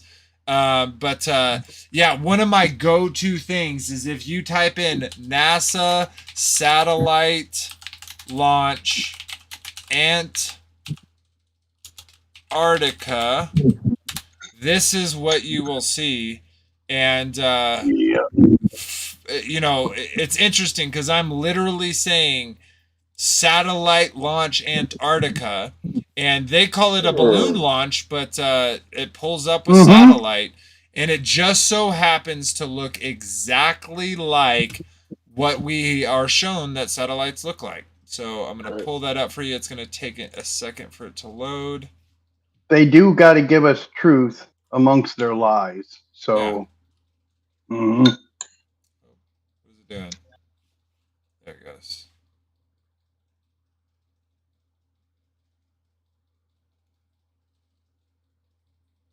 All right, there's the rocket. The rocket is launching. It is gaining altitude. It has broke the escape velocity. It's breaking It's going escape around velocity. the curve. 17,000 miles an hour.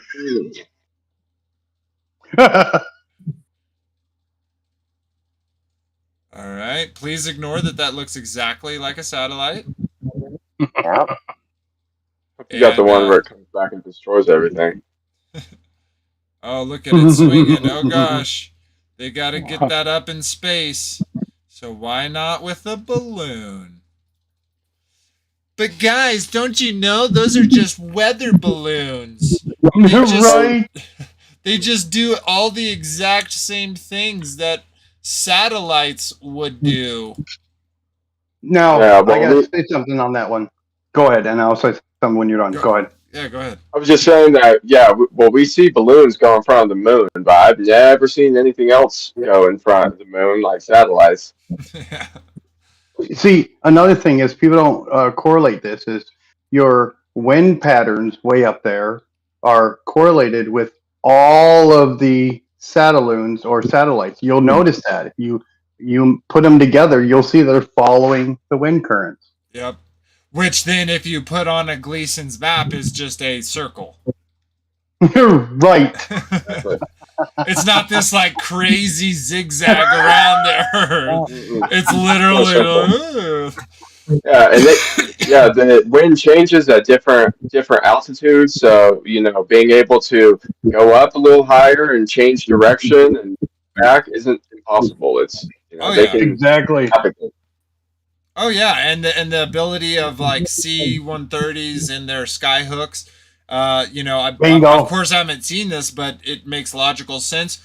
A part of that package is a parachute deployable by remote. It's losing altitude. It's gaining too much altitude. They cut the balloon. The satelloon falls down. Parachute is deployed. C-130 comes by, grabs the sky hook, pulls it inside, takes it down to service it, and they launch it back up. If that is, let's just assume, let's just say that indeed is how they're doing it, then the amount of money that they are stealing in that, right? Exactly. It costs them, let's say, $1 million to launch a balloon, but they're saying it costs $50 million to launch a rocket. They're putting $49 million into their pocket. Well, Vader, look at the fact that everything that goes up costs weight. So if I have a hammer that costs a couple pounds, they literally equivalent that to like a couple million, if not a couple 100,000 to a couple million, just to send that hammer up. Mm-hmm. Yeah, and here's another interesting thing about what you point. They supposedly snuck on the golf clubs that they used to play golf on the moon. How would that not throw out the trajectory, the fight plans, the fuel management? When you're talking about such minute things where they got to use scotch tape and cardboard on the limb to make it work, apparently, right? That they can sneak on these golf clubs and that would have no change or effect on the vehicle is absurd in itself. Not to mention, if you were really in that horrible, hazardous environment for so long, why would you sneak on anything? Why wouldn't you just have more food rations and everything survival needed? They act like it's all fun and games up there. If one of our O-rings breaks, the seal breaks, we just fix it. We just fix it. We just put our finger in it. Yeah. Right. Yeah. And then when you see them, some bubble gum. When you see them turn around and talk about doing water droplets, they open something up and the water droplets go everywhere, and then it can, gets into a ball. they aren't taking in consideration all the electronics around them.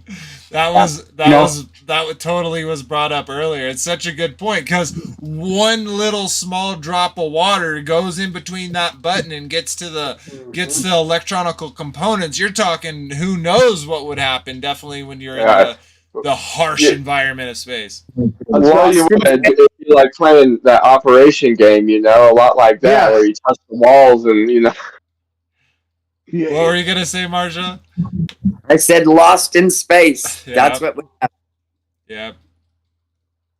Sweet. All right. This little video, kind of continue on with the satellites, is a satellite that crashes to the ground, you know, because it could totally get through the atmosphere and not burn up like the asteroids and meteorites do. And it just so happened that this one is attached to a balloon. So let's check this out.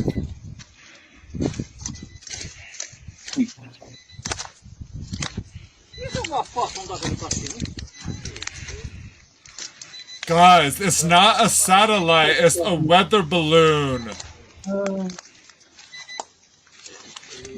Grande essa porra, viu?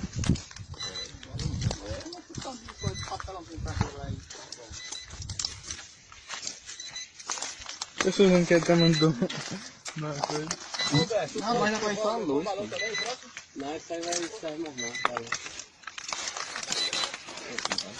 Even beeping. Location. And that's why it's beeping. Yeah, and that's one thing that's interesting, right, about technology is, you know, 10 years ago, 5 years ago from when this video was taken.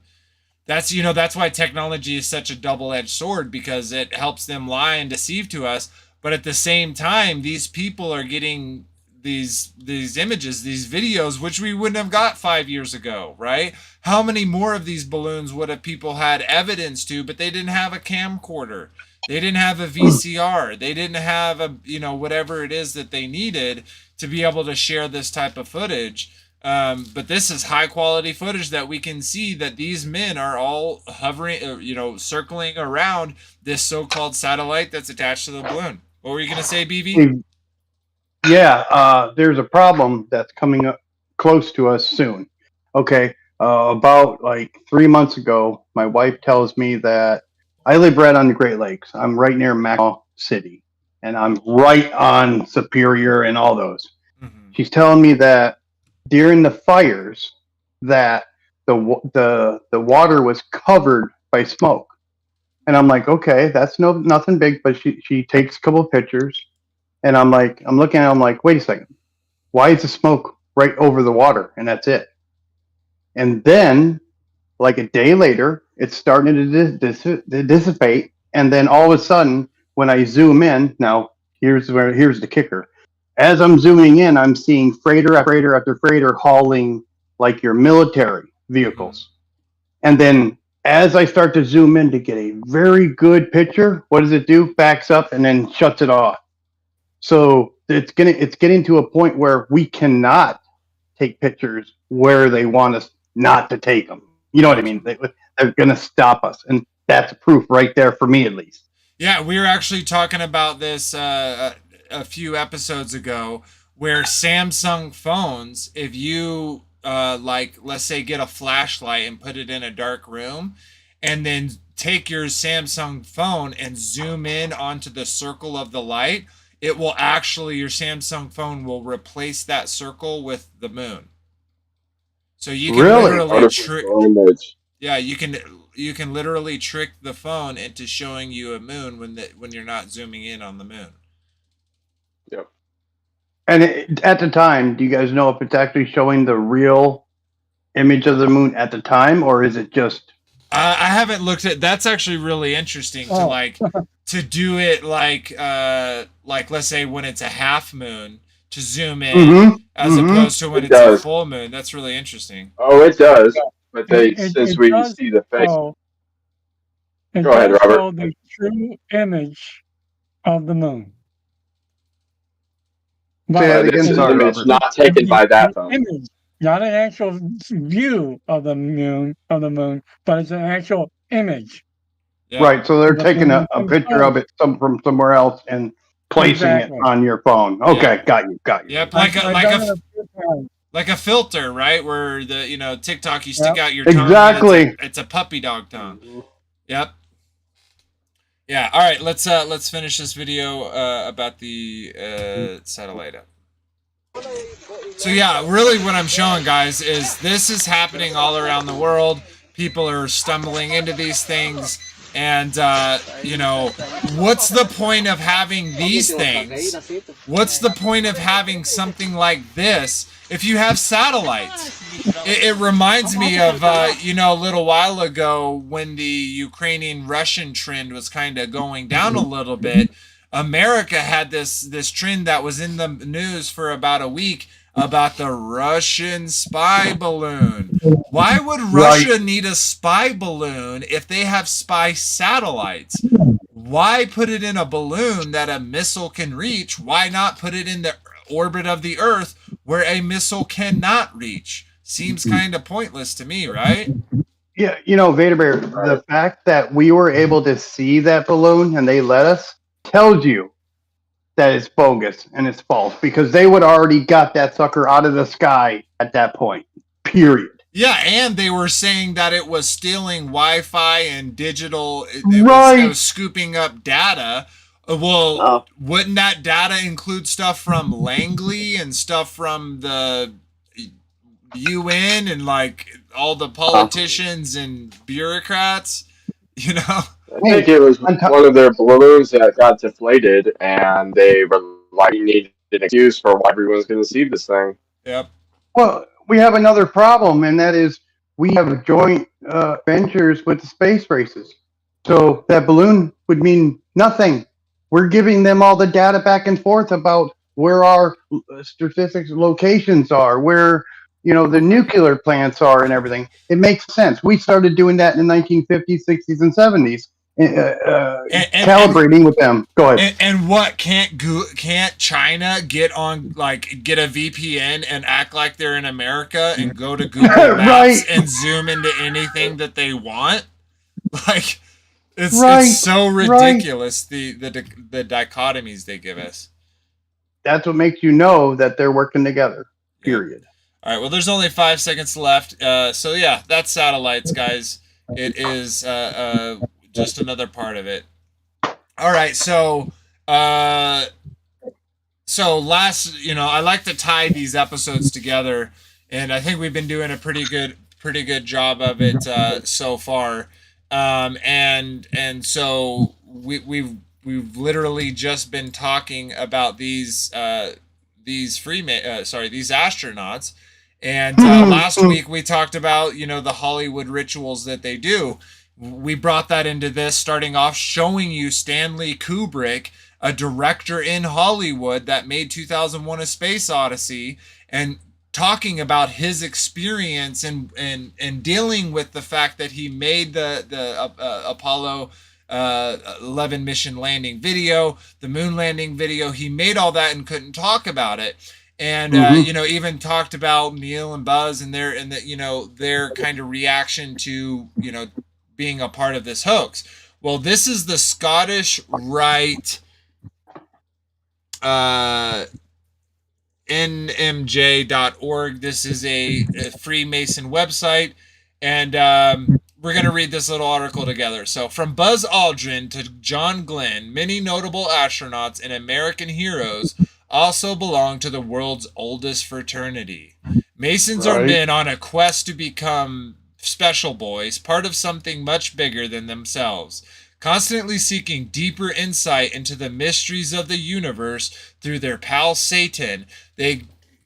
I'm adding, guys, I'm ad-lib. That's not what the article says, but it might as well. This curiosity and pursuit of foolish wisdom, knowledge is a driving force that binds brethren together. It is also why Freemasonry has seen its fair share of pioneering men within its ranks throughout the centuries.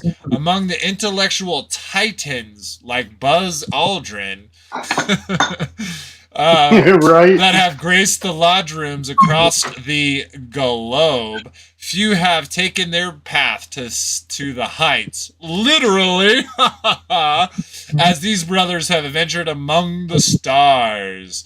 Read to learn. Okay, so we got John Glenn Jr., a 33-degree Mason. We got Colonel Buzz Aldrin, you know, because he's always drunk because of the grief that he feels for lying all the time. Right. The first Mason on the moon and a member of the Apollo 11 expedition, Brother Edwin Eugene Aldrin Jr. has an extraordinary journey as a man and as a Freemason. Piloted by Brother Aldrin himself, the first moonwalk was a momentous occasion for all humanity and a proud day for Freemasonry. They are proud of deception. We got Gordo Cooper Jr., Freemason. We got Don F. Heisley, a Freemason. We got Virgil Gus Grimson, a Freemason. James Benson He's here in Colorado. A Freemason. Edgar Dean Mitchell, a Freemason. And I saw here, guys, Demolay International. He was a member of Demolay International and was even induced into the Hall of Fame. But interesting enough, I was like, there's more than this. But if you look here, there's this little special deputation. In fact, Aldrin received a special deputation from the Grand Master of Texas, J. Guy Smith, to open a representation of the Grand Lodge of Texas on the moon and establish Masonic territorial jurisdiction there for the Great Lodge of Texas.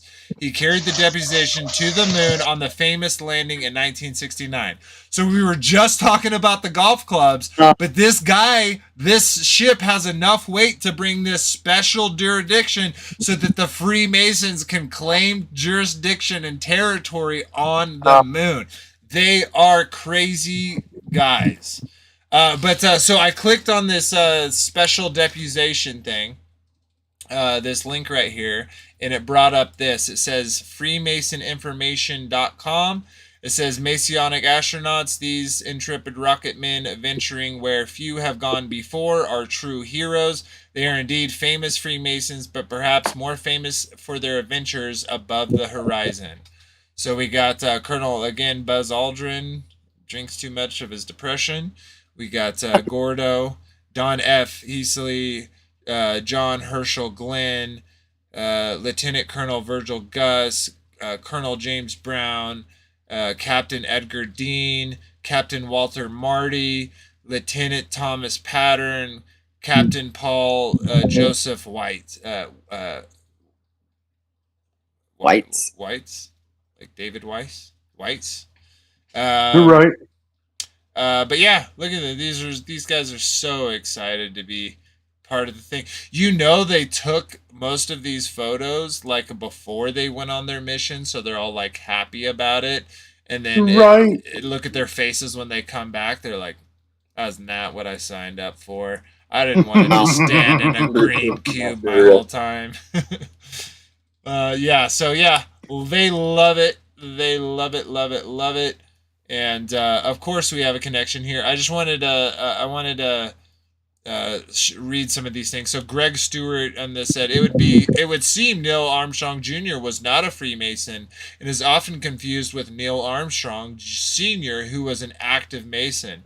According to the Grand Lodge of Freemason records, as cited at the Grand Lodge of British Columbia and Yukon Air Force, I'm guessing, and A&M here, and then someone's like, apparently, but this one, Chuckabird, these guys never went to the moon and are total frauds.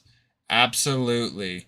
And then you have someone, no, Buzz Aldrin was initiated, passed, and raised in Montclair Lodge number 144 in Montclair, New Jersey. He transferred to Texas. Like, think about these guys are literally arguing about He's whether gotta be a Freemason. Now, I got a question for that. Is how many people that went to the moon weren't Masons? That's an I don't know off the top of my head. Not all of them, but I think one of them, I'm pretty sure. All but one. All but one. Mm-hmm. Mm-hmm. Yeah. Yep. And real quick, I want to point out real quick, Mercury. Oh, let me make this bigger. Mercury 8, Sigma 7, Gemini.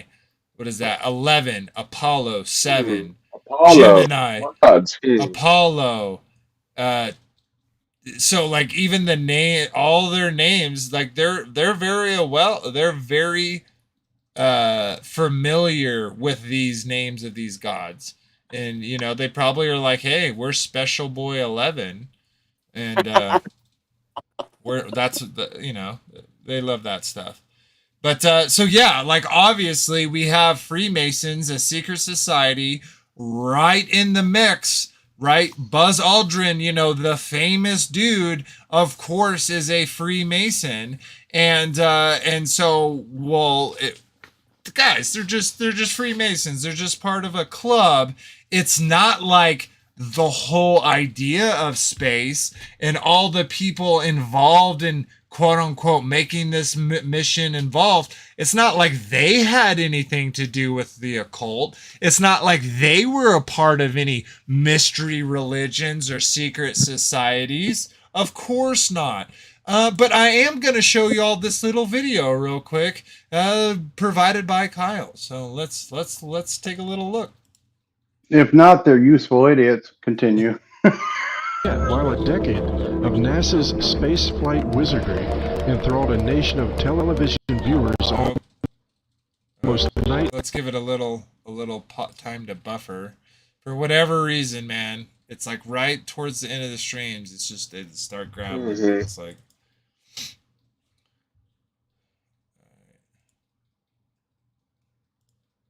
The truth of NASA's deeply dark occult origins was discreetly hidden from public awareness.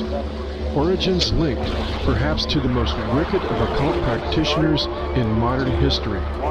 None other than self-proclaimed Satanist Aleister Crowley himself. This uncanny convergence of science and mysticism was facilitated by the rocket pioneer genius and founder of Caltech's Jet Propulsion Laboratory, John Whiteside Parsons. In the years just prior to the Second World War, Jack Parsons and a handful of his Caltech buddies were working to perfect solid-fuel rocket propulsion. Parsons' rocket project limped along on a shoestring budget until his efforts drew serious attention from the Defense Department. Thanks to the war, his research expanded into a major rocket design enterprise that would become known as the Jet Propulsion Laboratory in Pasadena, California, JPL, which in turn would develop a vital association with more advanced space rocket design proposed by the National Aeronautics and Space Administration. But Jack Parsons was possessed with extraordinary ideas that sought far loftier heights than mere space rocket designs. Parsons was fascinated by the occult, and in 1941 he was to join the Pasadena chapter of Ordo Templi Orientis, Aleister Crowley's secret society. Not long after, Parsons took over the Agape Lodge himself.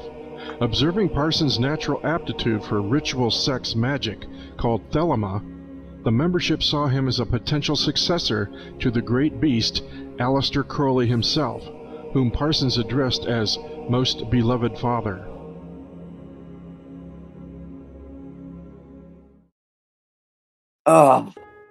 No. Oh, golly.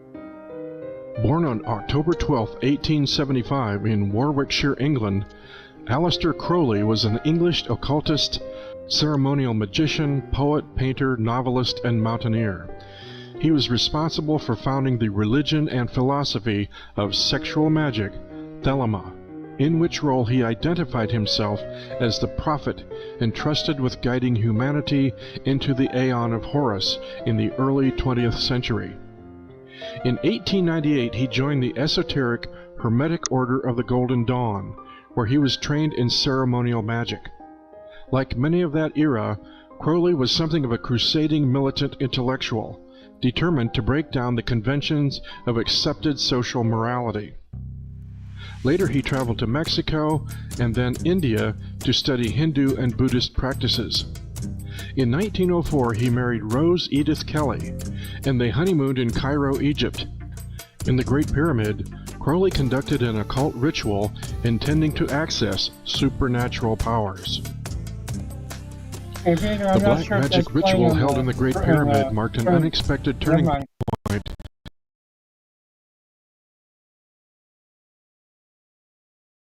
What was that, Robert? Well, I was watching the stream and it looked like it wasn't playing, and all of a Yeah. sudden it's back on there again. Yeah, it's silly the way that I have to stream it. When I click off and I try to do anything in Streamlabs, it pause, it grabs it like that. Now, that's silly. Robert, every once in a while, if it starts doing that for me, the first thing I do, just in case, I'm not saying you didn't do anything wrong, because I think you were right, but I will turn, like everybody else, I'll disconnect, come back up, and because a lot of times I figure out it's me and not them. Well, it's Discord. Yeah. Let me say that right. It's Discord, okay? Well, I was looking at the YouTube, and I made sure that I was on time. In Crowley's life. The following day he recounted, Rose got into a strange state of mind. I had never seen anything like it before. She kept on repeating, dreamily yet intensely, "They are waiting for you. They are waiting for you." When Crowley asked Rose who was waiting, she kept repeating that it was Horus, an Egyptian god. Rose knew nothing of magic and even less of Egyptology, making it highly unlikely that she was receiving a message from the gods.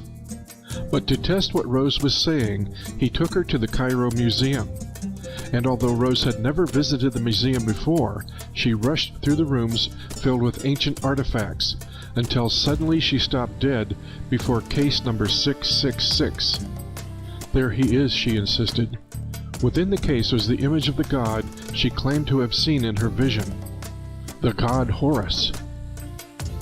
Over the next 3 days, at precisely the same time, an unearthly voice dictated to Crowley the Book of the Law, the book that would become the Bible of his new religion. So sick. I want to talk something. I want to talk about this real quick. Following their let me go fateful back ritual, an unearthly voice dictated to Crowley the One Book second. of the Law, the book that would Okay, let's become the pause this Bible. real quick. Okay, the book that would become the Bible of his new religion. Now, this is a very interesting side from a lot of us as we are Torah observant, and we look at the Book of Law, the Torah, as something to guide us. And, I'm going to get a little bit into theology here, but interestingly enough, in their Book of the Law, it's do what thou wilt. And seemingly in modern Christianity, that's what we've been given, right? It doesn't matter if you sin, all your sin, past, present, and future, are forgiven. So go ahead and do as thou wilt. That's exactly what we got going on. Of his new religion.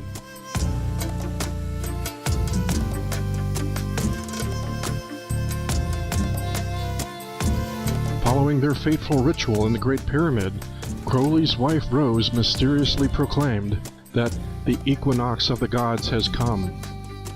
The alleged superhuman intelligence contacted by Aleister Crowley during his visit to Egypt was named Aiwass, who declared, "I am a god of war and vengeance," and then dictated to Crowley a work called the Book of the Law, which prophesied wars and revolutions, leading to the collapse of Christian civilizations and the dawn of the Aeon of Horus. Crowley's Bible also proclaims the law of Thelema. Oh, dang it. I did not mean to do that. Aiwass. But real quick, look at that. Tetragrammaton. Yep. We were just talking about this last week when we were talking about the Hollywood rituals that they do. So it's right there again. Yep. So it's seemingly there's a connection you know, between the two. So let's keep going. Leading to the collapse of Christian civilizations and the dawn of the Aeon of Horus. Crowley's Bible also proclaims the law of Thelema, usually summed up in 3 mantra-like verses. Do what thou wilt shall be the whole of the law. Love is the law, love under will. And every man and every woman is a star. According to another Crowley student, Kenneth Grant, Aiwass is an extraterrestrial from Sirius, the stellar representation of the Egyptian goddess Isis. Years later, from January through March of 1918, Crowley began another series of sexual magic ceremonies in New York City called the Amalantra Workings, in a Central Park West apartment to intentionally open a portal of entry allowing demonic and other similar entities a passageway to access our earthly world reality.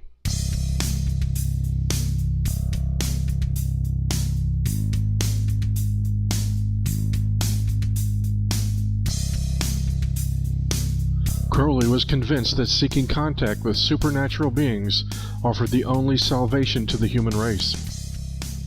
My observation of the universe convinces me that there are beings of intelligence and power of a far higher quality than anything we can conceive of as human, that they are not necessarily based on the cerebral and nervous structures that we know, and that the one and only chance for mankind to advance as a whole is for individuals to make contact with such beings.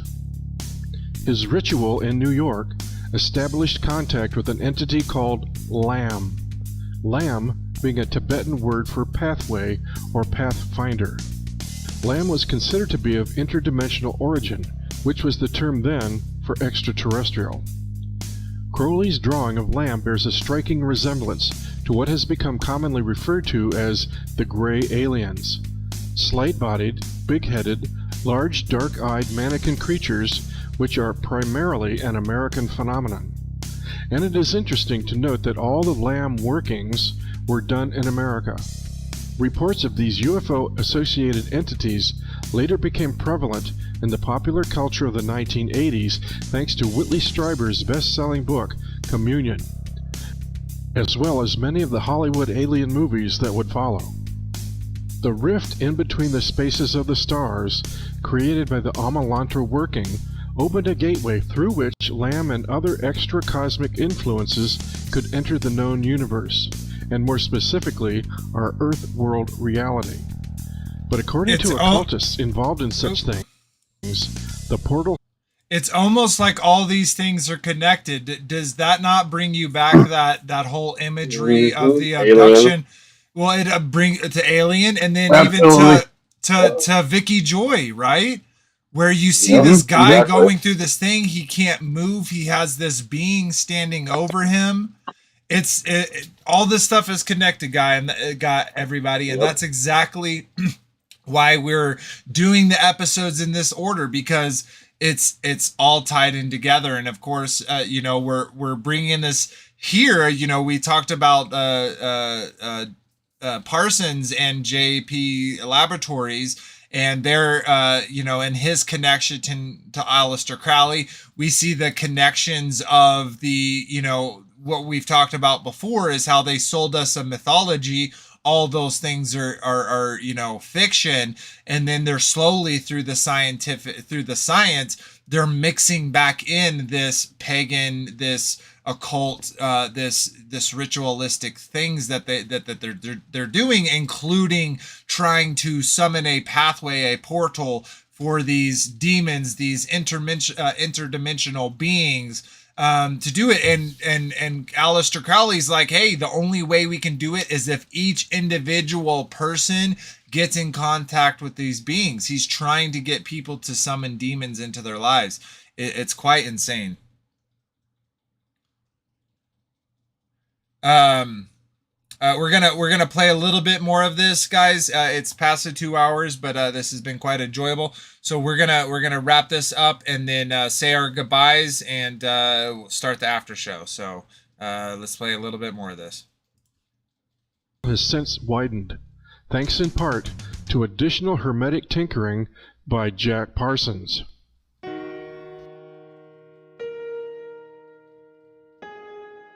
Hermetic tinkering.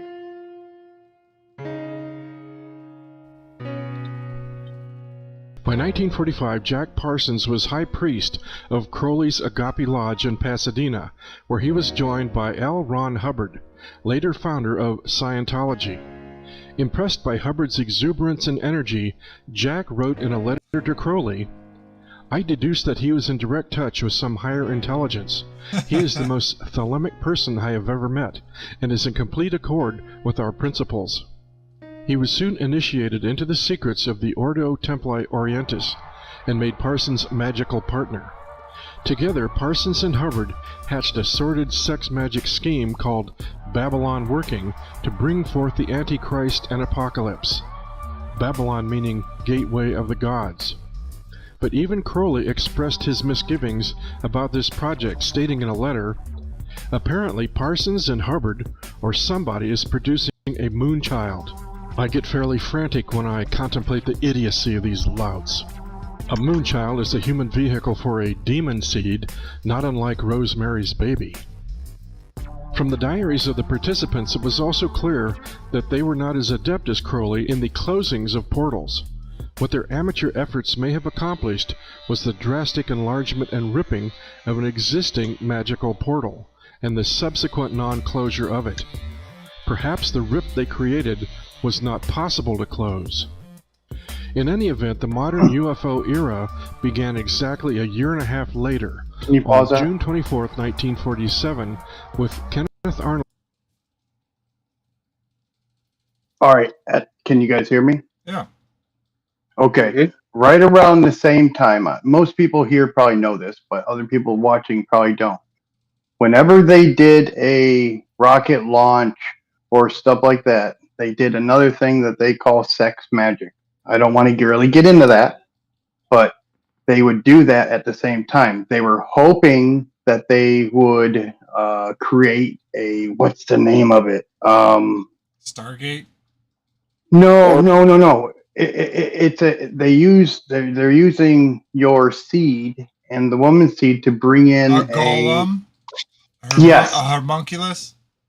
Yes. Yeah, So golem, they've yeah. been trying to do that, and they figured that they could bring out the next Antichrist through that and stuff like that. Yeah, so I just wanted to they throw also that in there. claim they also claimed there was a tie to what they claim are nuclear weapons and how they use the energy of those to make this golem thing. So There you go. all of them tied together. Yeah, it's all tied together. You know, you even said, crafting the hermeneutics. This is alchemy. This is magic. This is sorcery, and they tell you right there. Are we going to end on a nice note? Yes, we will. So go check this video out, guys. Aeon of Horus, the occult history, if you want to look more into it. Of course, next week we are going to be talking about secret societies. So this will line up exactly what we've kind of ended with today. But guys, like Marcia said, let's end this on a positive note. There is so much deception. There is so much that is put in front of us that is just absurdly wrong and incorrect and craftedly so. But that's why us here at Circle of the Earth, why we are so keen on using the scriptures as our guide stone, within this world. And a lot of us came from conspiracy theories and eventually landed on the true Earth conspiracy. And me personally, that is one of the things that opened my eyes to looking at the scriptures and as not just metaphorical spiritual, but something I can lean on and trust in reality. And we see what happens with these people who are sorcerers, people who are magicians do not inherit the kingdom of earth.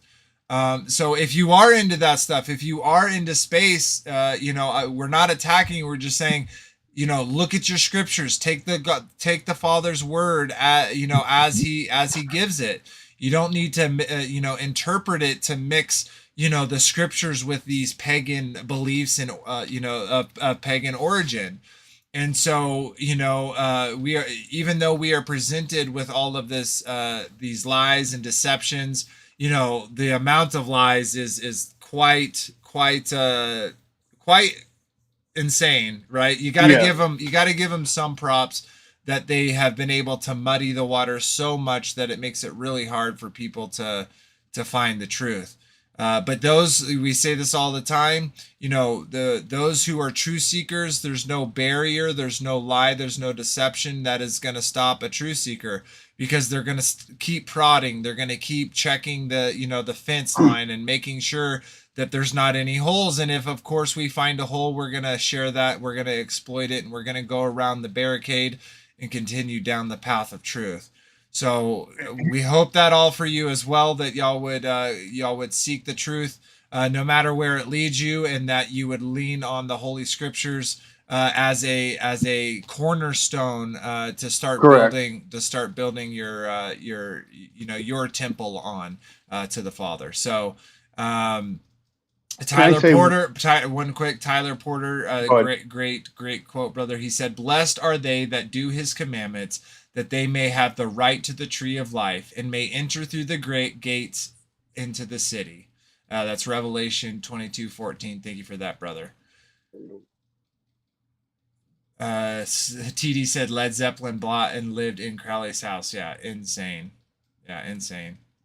Yeah, I've heard that Emissary of Elohim, that Barbara Bush is Aleister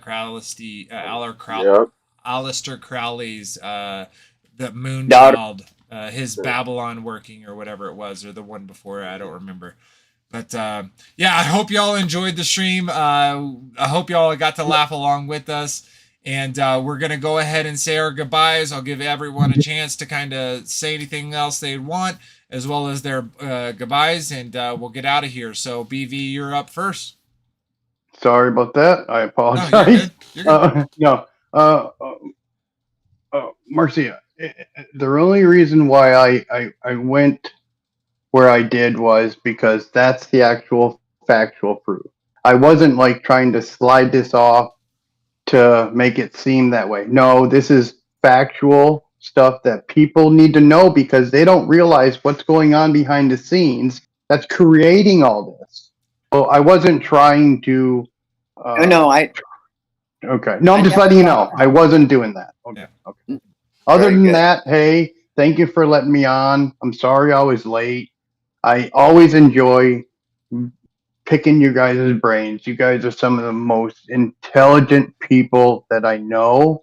And I know that if I give something out there, it spins off and gets just better as we go.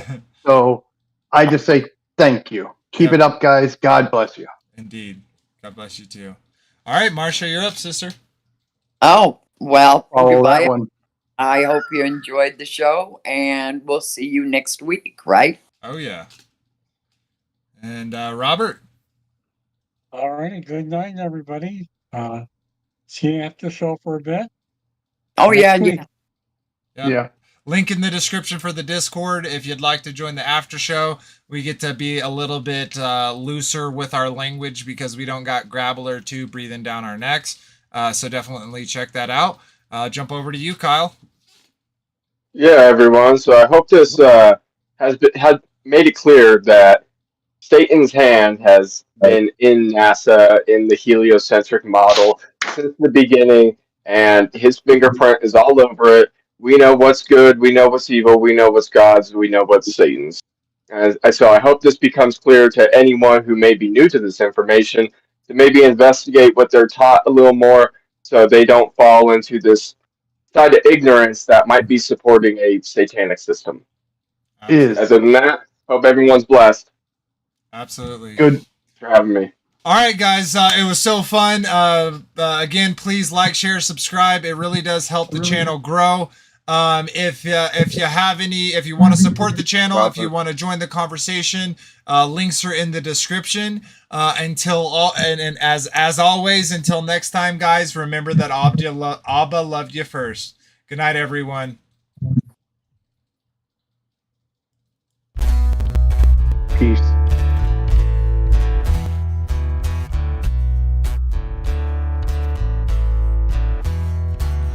It's your glory,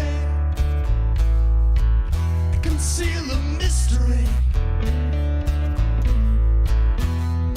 You give us the honor to search a matter.